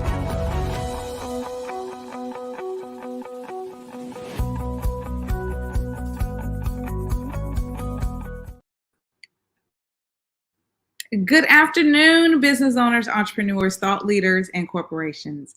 Welcome to the Black Business Network. My name is Spiritual Teak, and I'm your business moderator for this afternoon on the Black Business Network. The Black Business Network is a 24-hour business network showcasing Black businesses, Black owners, entrepreneurs, and thought leaders worldwide. We have speakers from North Carolina, London, Singapore, Africa, Japan, and cities all over the United States.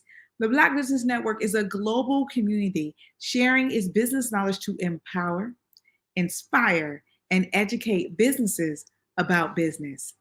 Our next speaker is Dr. Stephanie Audrey. Dr. Stephanie Audrey is the founder and CEO of Xenoverse Wellness Group, a global wellness organization formed to deliver wellness 1 week at a time through its Meta Spa hotels strategically located across the Caribbean, United Kingdom, France, and Africa. Current locations are in Jamaica and the UK, and African markets opening soon. Her firm is also in the farming space and offering food as medicine, perishable, non-perishable, meal kits, tinctures, tonics, supporting the various wellness protocols. Dr. Audrey codified her wellness delivery model as WAS, Wellness as a Service Solution. Xenoverse Wellness Group is a timely concept that was initially conceived when Audrey was just 14 years young. She imagined a wellness center later while working in the hospitality industry for the Claremont Resort Hotel. She was on the marketing team, and when they rebranded the property after investing over $1 million to launch what was then a new concept, spas at hotels. I present to you Dr. Stephanie Audrey. Hi, greetings. Hi, greetings, beautiful soul. I'm so excited that I get to interview you in this fireside chat. How are you? I'm wonderful. And how are you today? I'm very, very good. Well, it's my evening, so I'm over here in London. Okay, well, fantastic. Even better. Absolutely. So is it okay if I address you as Dr. Stephanie Audrey? Is that all right? Yeah, Dr. Steph for short. We can go with that. That's fine. Okay, cool beans. Thank you so much, Dr. Steph.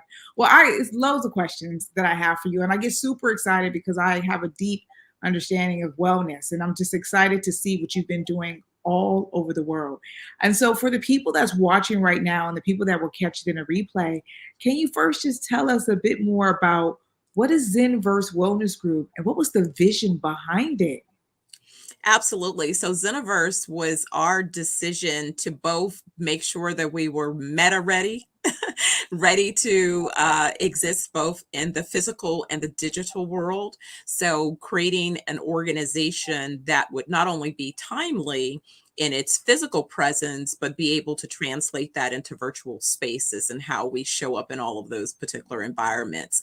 So thinking forward always. But when I looked about at the idea of wellness, what I realized is I was really first introduced to this idea of wellness at 9. It was my mother who made this big declaration. We had just bought our home, and she decided that now that she was responsible for cooking, she was going to teach me how to cook differently than she experienced. And so she set a clear intention that she did not want me to have any lifestyle chronic illnesses. So she bought 2 books. My school was having a elementary book sale, and she bought a book called Back to Eden, and she bought a soul food cookbook. But that's really where, for me, the idea began. I love that. Intention is everything. You're speaking my language. Definitely, definitely. So right back from when you were young, having that instilled inside of you has been sort of the foundation to this. So that inspiration then led you to get to Medi Spa Hotels, TM, and expand your wellness across multiple countries. Can you tell us a bit more about that global expansion? Absolutely. So it began, I knew I wanted to be an international business tycoon. Again, around 9, 10, I used to play business as an only child. So you know how you can be a little bit needing to occupy your time. And so at that time, my business consisted of, my dolls were my customers. I knew 10 key by touch before I knew what that meant. I had every form that I could find from my mom, from her Mary Kay business to real estate forms. And on one particular Saturday, we were out shopping, and I realized that my business needed credit cards. So it was my determination. I'd taken a credit card application, and so I was now going to make credit cards for my business. And I took these index cards, covered them with her photo album refills, pinpricked every letter and number so that I could, because I'm aging myself now. In those days, you could get an imprint, and that's how you completed a credit card transaction. So right when I perfected my credit cards, my mother comes in the room with that high pitched, "What are you doing?" And so, when you question, think fast, right? Because the answer is going to determine what happens next. So I paused for a second, and I looked at my mom and I said, "Mommy, I know who I'm going to be." And so she kind of let out a nervous laugh, and she looks at me and she's like, "Who?" I said, "I'm going to be an international business tycoon." So Wow. she just kind of released it. And then she said, "Tell me more." And I think that was the most brilliant thing, because believe it or not, I actually had a vision. I said, "Mommy, I see myself. I'm in the boardroom. Everybody's paying attention. The San Francisco Bay Bridge is out the back window." Like, I could see it. I'm wearing a navy blue pinstripe suit. Like, I could see all of those details. Wow.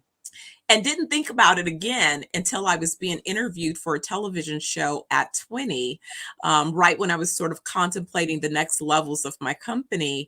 And at that point, I had already started an international version of my company. I hadn't expanded yet, but I was on my way to my first level of expansions, which first allowed me to have 5 market locations. And then later, I did a JV where I ended up with 8 market locations. And so I've sort of been building over the course of my career to be ready to go international. But, it's been like this vision. And that's why I tell people it's so important to recognize the vision and to create it in colors for yourself. And so I became a fan of vision boards and, journaling, making my plans. But that's really where the seed was planted. Oh my goodness, Dr. Steph, I think my cheeks are we just got started. And I'm like, the smile is so big. I think you're tapping into my inner child. I'm like, yes. I'm telling myself, oh my God, but this is good. This is very, very good because it's so inspirational to hear you talk about how that seed was in that vision for, being a young child. But what I really love was that connection between you and mom and how she paused and said, tell me more. And then she poured into you. And then that just blossomed, this seemed into, I'm going to say that was the beginning or the foundation. And then it's blossomed to where you are today. And that gets me to the question of, Zeniverse, the wellness group, like, how would you say it differentiates itself from other wellness group organizations on the market or just around the world? How would you say it's different? So so now wellness has become a big thing. Expected to reach just under $700 billion in the next couple of years globally. I originally started looking at wellness resorts in Europe because what I realized about a decade plus ago when I wanted to do a deeper dive was that there were plenty of wellness resorts and treatment protocols that existed. But what I noticed is it wasn't really an Americanized kind of thing. Definitely wealthy or culturally focused rules tended to lean in to those types of places more so. So really, the journey kind of happened with a pivot. I started off in advertising and marketing communications, where I had an opportunity to advise Fortune 500s. After my experience with Claremont Resort, I ended up being an advisor to Hyatt, Park, Oakland, and some of these other hospitality brands and assets, as well as a young entrepreneur, I was asked to give a keynote address, I remember, for the National Conference of Black Mayors. And again, I couldn't have been more than 22 at the time. And so after that, each of the mayors invited me to their various cities to give them advice on economic development opportunities. And so again, from a strategic point, I could see opportunities. We would talk about entrepreneurship, entrepreneurial opportunities. We were doing incubators and accelerators again, before that became a thing again. But it was at that time that I noticed is every time I gave a recommendation, somehow or another, the real estate developers would come in and make money. And I couldn't figure out how they got paid, but they were making money. I'm like, that was my idea. My idea. How are they making money? So really what happened was sort of a good thing and a bad thing, in that the bad thing was suddenly I lost my mom after my 30th birthday. She took a nap. She was only 48 at the time and died from a brain aneurysm. That was my, heartbreak, devastation. I say I hit the wall, I hit that fork in the road. But what I decided was that I was going to bring the rest of her life to life. And I was going to go ahead and take the leap and leave advertising and start all over in real estate development. And that's what I did. And so now I spent the last, 2.5 decades of my career in real estate development. And thankfully, I began my career. I had the vision about mixed use and other types of uses. So I started the career there. What made me create the MediSpa as a concept was about 15 years ago. I was speaking to some hotel developers. In fact, the brother that developed the largest Marriott in DC. And we were looking at franchise opportunities. But me being a strategist, I already knew that I wasn't so interested in just somebody else's franchise, to be honest. So I had this opportunity to speak and say, hey, what do you think about this idea? And he said, you need to develop your idea. Well, that's great. But typically, my smallest development project is about $150 million project. So I figured by wellness, MediSpa I needed about $500 million. So, when you're coming out from the beginning, people are looking at you like, we don't know anybody like you that's received a check that big. How are you going to do this? And all of those things. But that's really what said that, listen, I'm about branding. I'm about creating intellectual property and assets. And I'm about blending my real estate knowledge with my market knowledge, my business knowledge, and understanding global markets. So I have basically framed us as the Marriott for wellness, in a sense. So when you look at Marriott, Marriott owns several brands that are similar to my first three brands. The W is like my 420 wellness brands. The Four Seasons would compare to my Amani Haba brand, and my luxury, ultra luxury brand, Turquoise, is similar to the St. Regis or the Ritz Carlton. So because again of understanding these markets and understanding the business opportunities, really looked for an opportunity to distinguish ourselves. And it's not just about our physical properties, because you can go to any spa, you can go to many hotels, they'll have a spa, they'll have a gym, and it's the same old humdrum boring. They feed you the bad rubber chicken, so you leave there and you're sicker than when you arrived. So basically, I said I was going to fix all of those things. Okay. Very deliberate.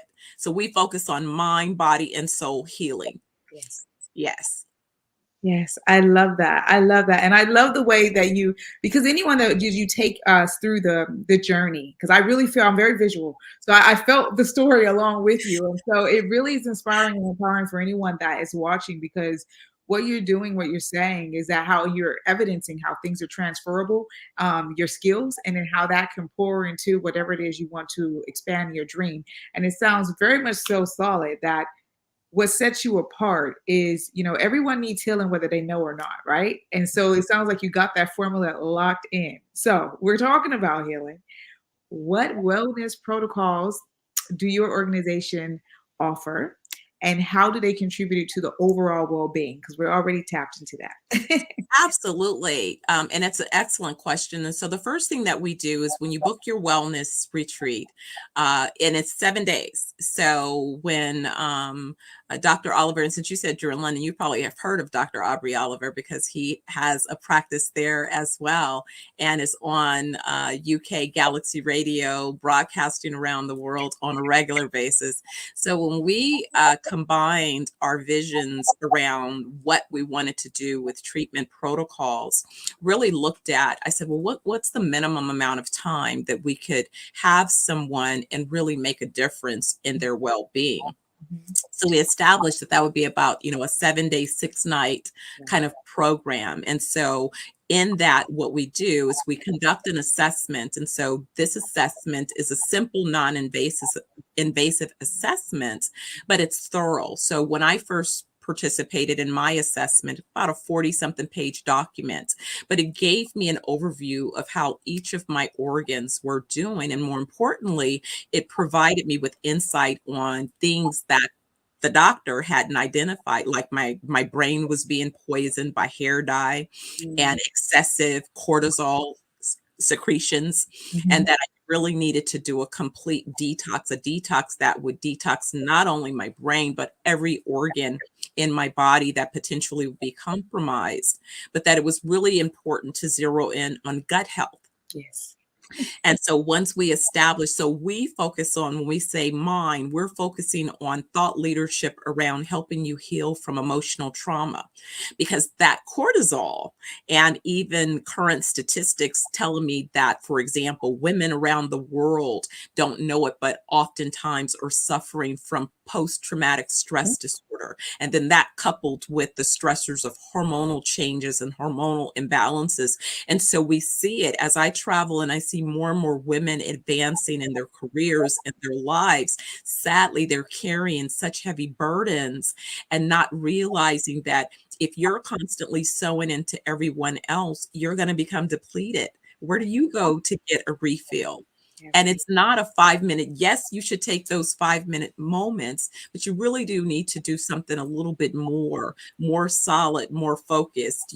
I spent one weekend where I did a test where I did a weekend in silence, and it was such a healing gift. It's such a healing gift to hear. And that's really kind of where we go. So we say mind, body, and soul. And so when we're really doing that deep soul work, being able to quiet yourself so that you can hear your ancestral assignments clearly. And you can only do that when you take care of the first two. If you take care of your mind and you take care of your gut, that body part of your well-being, then it begins to create the space for you to then have the capacity to then address your soul assignments. And it helps to have a tribe of other like-minded individuals that you don't have to explain your why in terms of why this would be important, it's important for them as well. Then you can deal with, now my personal why is about X, and you have a whole crew of folks saying, yes, you can do it. Let's go forward. Let's do it. That's what I've envisioned, and that's what's important about the protocol. I love it. I love it. Again, you're speaking my language. I understand everything that you are sharing, and the true authenticity of sharing that, especially when you gave the example about women, and the changes and the hormonal changes in the body and how that impact, and just trauma in general. People not having a deeper understanding of trauma on all levels, whether it's acute or chronic. So I'm enjoying that how you guys are supporting people. And I just wanted to ask a sort of follow-up question before I move on, because I have so many questions. I'm so excited. But when you talked about having, the detox and having a scan, right? So I'm just curious, because I know a little bit when it comes to that, right? And so is that like, I've heard of bioscans. Is that the sort of technology where it's reading the electromagnetic energy of the body? Yeah. Okay. Yes. So you're getting that insight again in a non-invasive form, because people are like, oh, do we have to give blood? I'm like, no, you don't have to give blood. We don't have to take on any invasive type protocols to establish your baseline. And oftentimes, again, we encourage people before, even when they book their trip, we'll do a virtual assessment with the wellness team just to discuss, do you have any particular elements that you might be concerned about? Again, you can be healthy. You don't have to have an ailment that you're concerned about to book your wellness. It might just be that you want to come and get away and see what we're all about. Our tagline is escape, evolve, elevate. So you just may need to escape. You want to evolve and you want to elevate. We got you. I love that. And it's nothing, it's like driving a car. A car requires a tune-up. Your body requires a tune-up. So escape, evolve, and elevate. I absolutely love that. So that gets me, I enjoyed saying WAS, so can you explain that concept of wellness as a service solution? Yes, that's a little techie in me, right? Because I'm like, they're selling SaaS and all this other stuff. So I said, well, let me speak to my tech folks in a way that they can understand. This is really a WAS.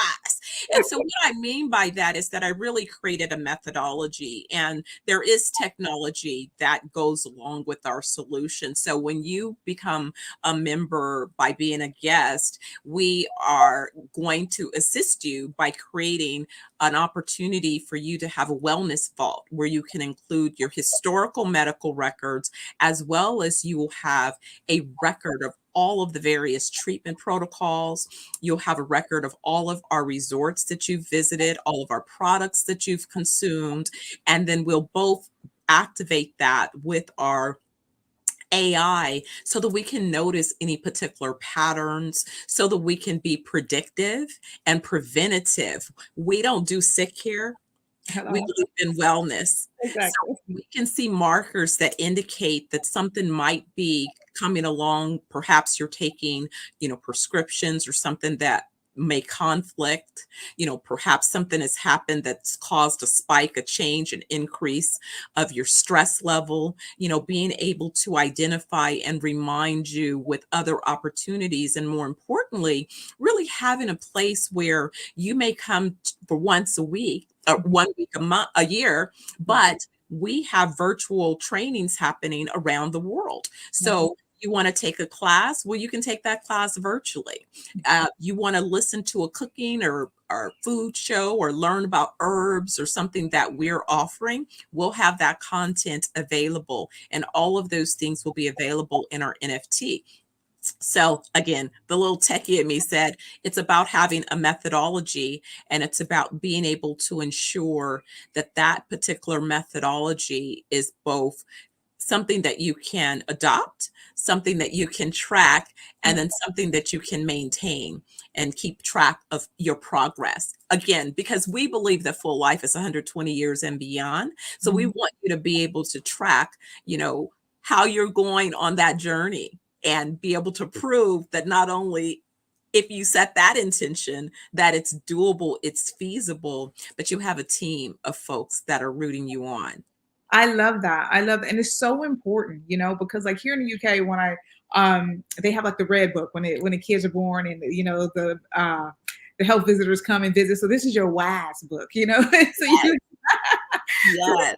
to be able to monitor that and you be able to support them along that journey.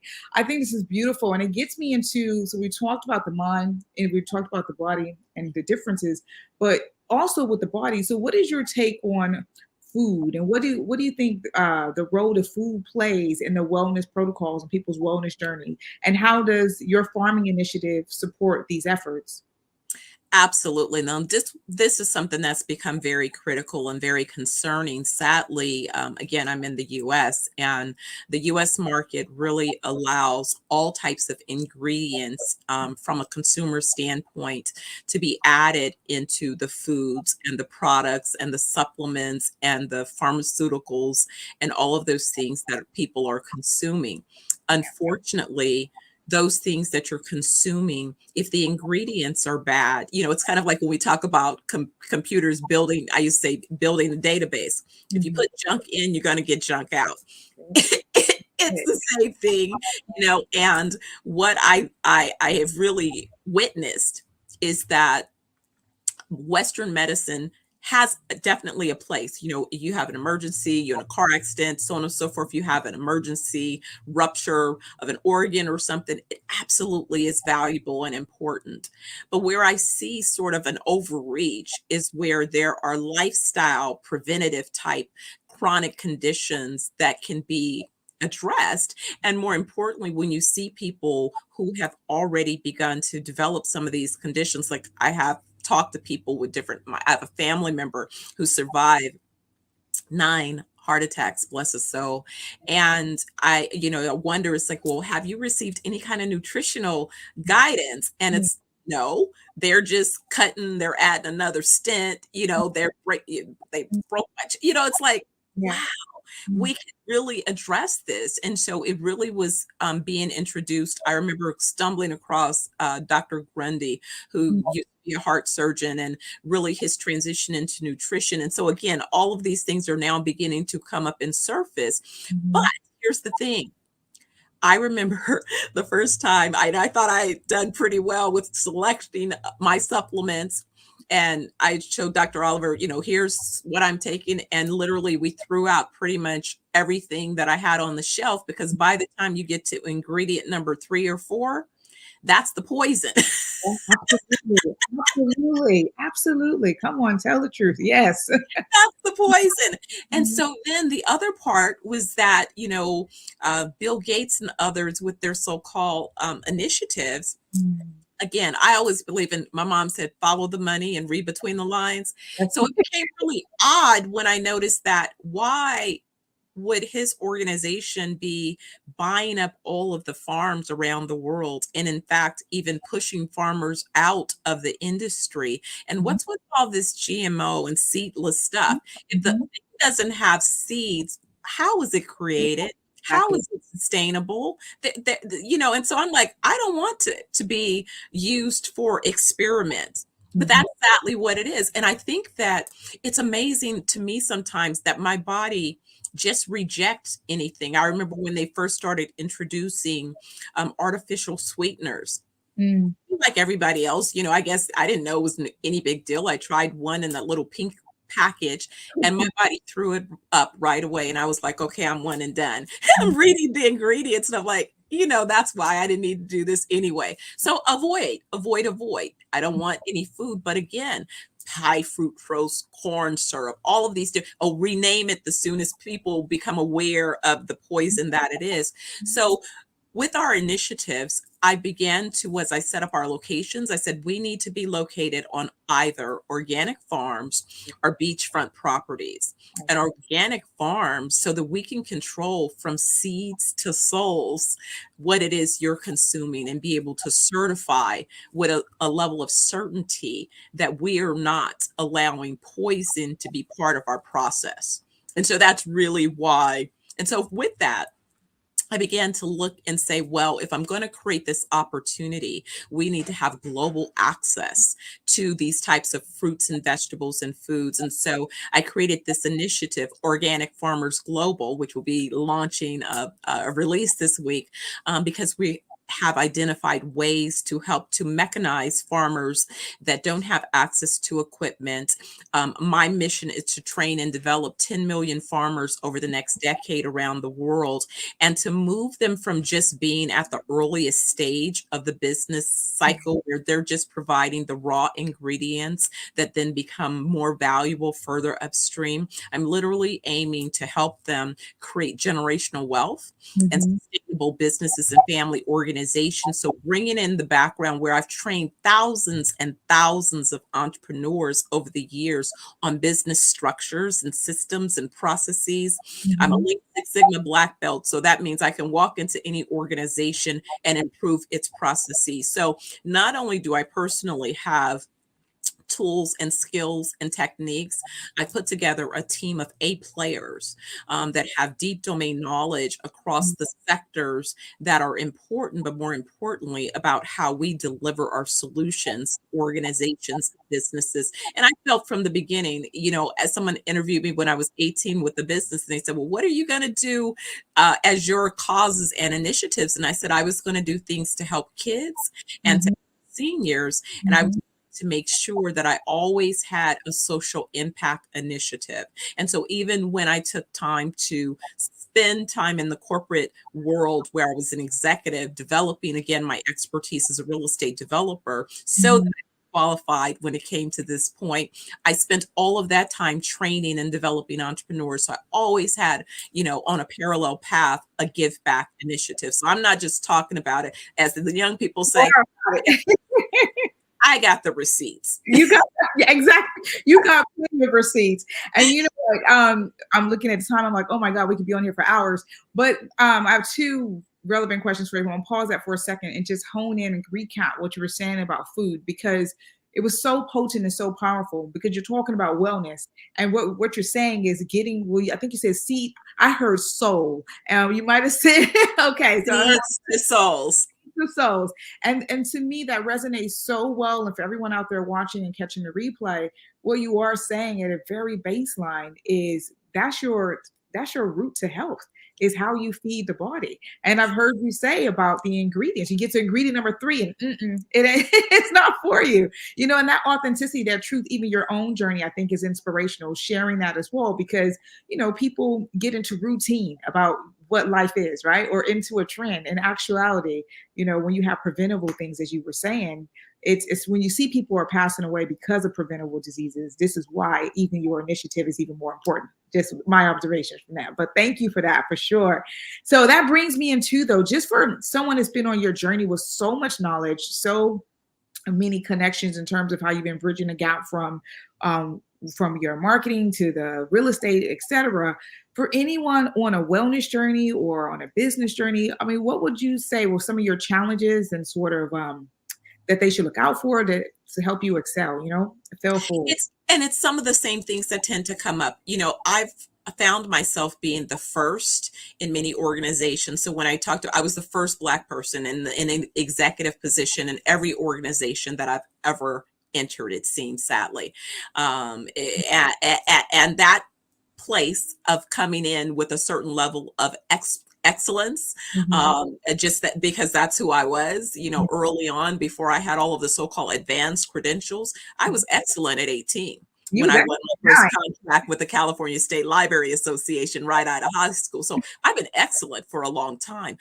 I had people evaluating me early going, well, you don't have this degree, you don't have that degree, but I'm advising you. How about that? But if you need me to get it, no problem, I'll get it. So it was that people would always try to find what they feel is missing and create that as the reason, rather than focus on the solution and the outcome. So early on, I started documenting my journey by keeping a spreadsheet of the financial value that I made. So my stage name is Dr. Money. Not only because I have a DBA with an emphasis on venture capital, which is money, Dr. Money, but because I looked at every organization that I touched and the money that I save for every organization. And like you said, I kept a track record of those things because that's what kept me in those doors once I entered those environments, and had to deal with all of the other politics and all of those other things. And so now, as I'm out on the world raising capital, people are sort of gloss over when I said, well, my seed raise is $100 million. And they're kind of looking at me like you have the audacity. I'm like, listen, $150 million, $100 million is smaller than what it would take for me to build one project, and I'm buying 8. Right. Clearly, there's a genius in what it is that I'm talking about. And if you look at this value of this portfolio and the IP, the way that I put it together, that 100 million is a multi-billion-dollar organization, global organization.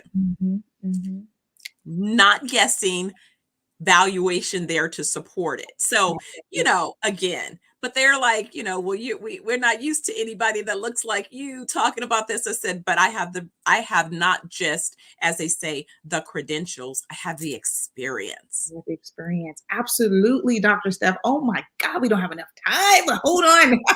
Because you're getting into an area as well that I would love to dive deep. So you definitely have to come back again, because there's so much knowledge with you, and it's such an inspiration. But when we get into, being a person of color and how you are moving through business and what that means and the challenges, it's just inspirational to hear your story, and how you documented and continued, because there would have been those challenges there. And so, no, thank you for sharing that. I really, really appreciate it. And I think, with all these projects you have going, right? So how do people, it's going to be a multi-layered question. How do they get involved? How do they find you? How would they get on the retreats? What's the best way to get it, even if they want to be trained or want to go into farm? You have so many different avenues for people to contact. What would be the quickest way to start? So I would send them to 420. It's www.420wellnessjamaica.com. You can start there, and that's where you can identify, us, get a little overview of the initial organizations that are opening, and get on our email list. We'll be putting information through that location. The Organic Farmers Global is organicfarmersglobal.com. So between those two locations, if you're interested, if you're a farmer and you're looking to find resources and how you can have assistance with growing your production, if you have equipment that you'd like to learn about monetizing, that would be the location to find your way as part of that particular initiative. So 420 Wellness Jamaica, I want you to book your wellness week. And then if it is that you're interested in the global farming, Organic Farmers Global. That is absolutely amazing. And do you do any form of coaching yourself? Do you coach businesses or individuals, entrepreneurs? Yes, I am beginning to accept very limited clients. You got to be ready to be a growth player, though, because, I'm an A-playing coach. So, and I follow the coaches that coach the billion-dollar companies, or as I say, I was reading up and listening to one of the coaches. He says he coaches trillion-dollar organizations. So, if that's who I'm paying attention to, right? I'm like, let's go. I want you to play at a level that is definitely a level that will allow you to create generational wealth. And so, that's what the whole 10 million initiative is about. 10 million farmers and entrepreneurs globally, to really give them the tools. I don't have to recreate them, I have them. So I can just give them and train you through a process that will produce outcomes. Because remember, I keep the receipts. So I want to measure, because guess what? I tell people, look, if I gave you a strategy and that strategy is not working, I know how to pivot and fix it. So it's no problem. Yes, you do, Dr. Steph. You definitely got the receipts and you got the foundation solid. Okay. Thank you so much for joining us here this afternoon, my evening. It's been an absolute pleasure to interview you. Thank you so much. Thank you. I've enjoyed it, and I can't wait to see you. I'm going to be headed back to London. In fact, I have some acquisitions in London as part of this first phase as well. So you definitely make sure we contact and stay connected, okay? Thank you so much. Genius coming, and I'll see you on the other side. Thanks again. No worries. Thank you. Oh, what a beautiful soul. The Black Business Expo mission is to raise funds for high school seniors going to college or K through 12 entrepreneurs. This expo is for a fundraiser for students. You may go to the Black Business Expo USA.com to donate to the scholarship fund or use the Cash App somewhere on this screen. Our goal is to give laptops and up to $5,000 to 10 students, and students can register online at www.blackbusinessexpousa.com. Remember, every dollar counts, so we want to remind you to donate to the scholarship fund. And let's thank our Black Business Expo USA sponsors, the NC100, Moody Capital Partners, Suede Soul, Lotus Ritchie Coaching and Training, Carolina, Virginia Minority Supplier Development Council, Step Management, The Hello LLC, Barbara H. Smith LLC, Margie McLean Foundation Incorporated, Genius is Common, Earth Essentials, 5-Star BDM Media, Malaine Shaney Global, Executive Women's Success Institute, The Quality Coaching Company, Superwoman Business Services, Creative Force Studios, Lee Entertainment, Artistic App Design, and the Black Business Expo USA. Genius is coming, and I'll see you on the other side.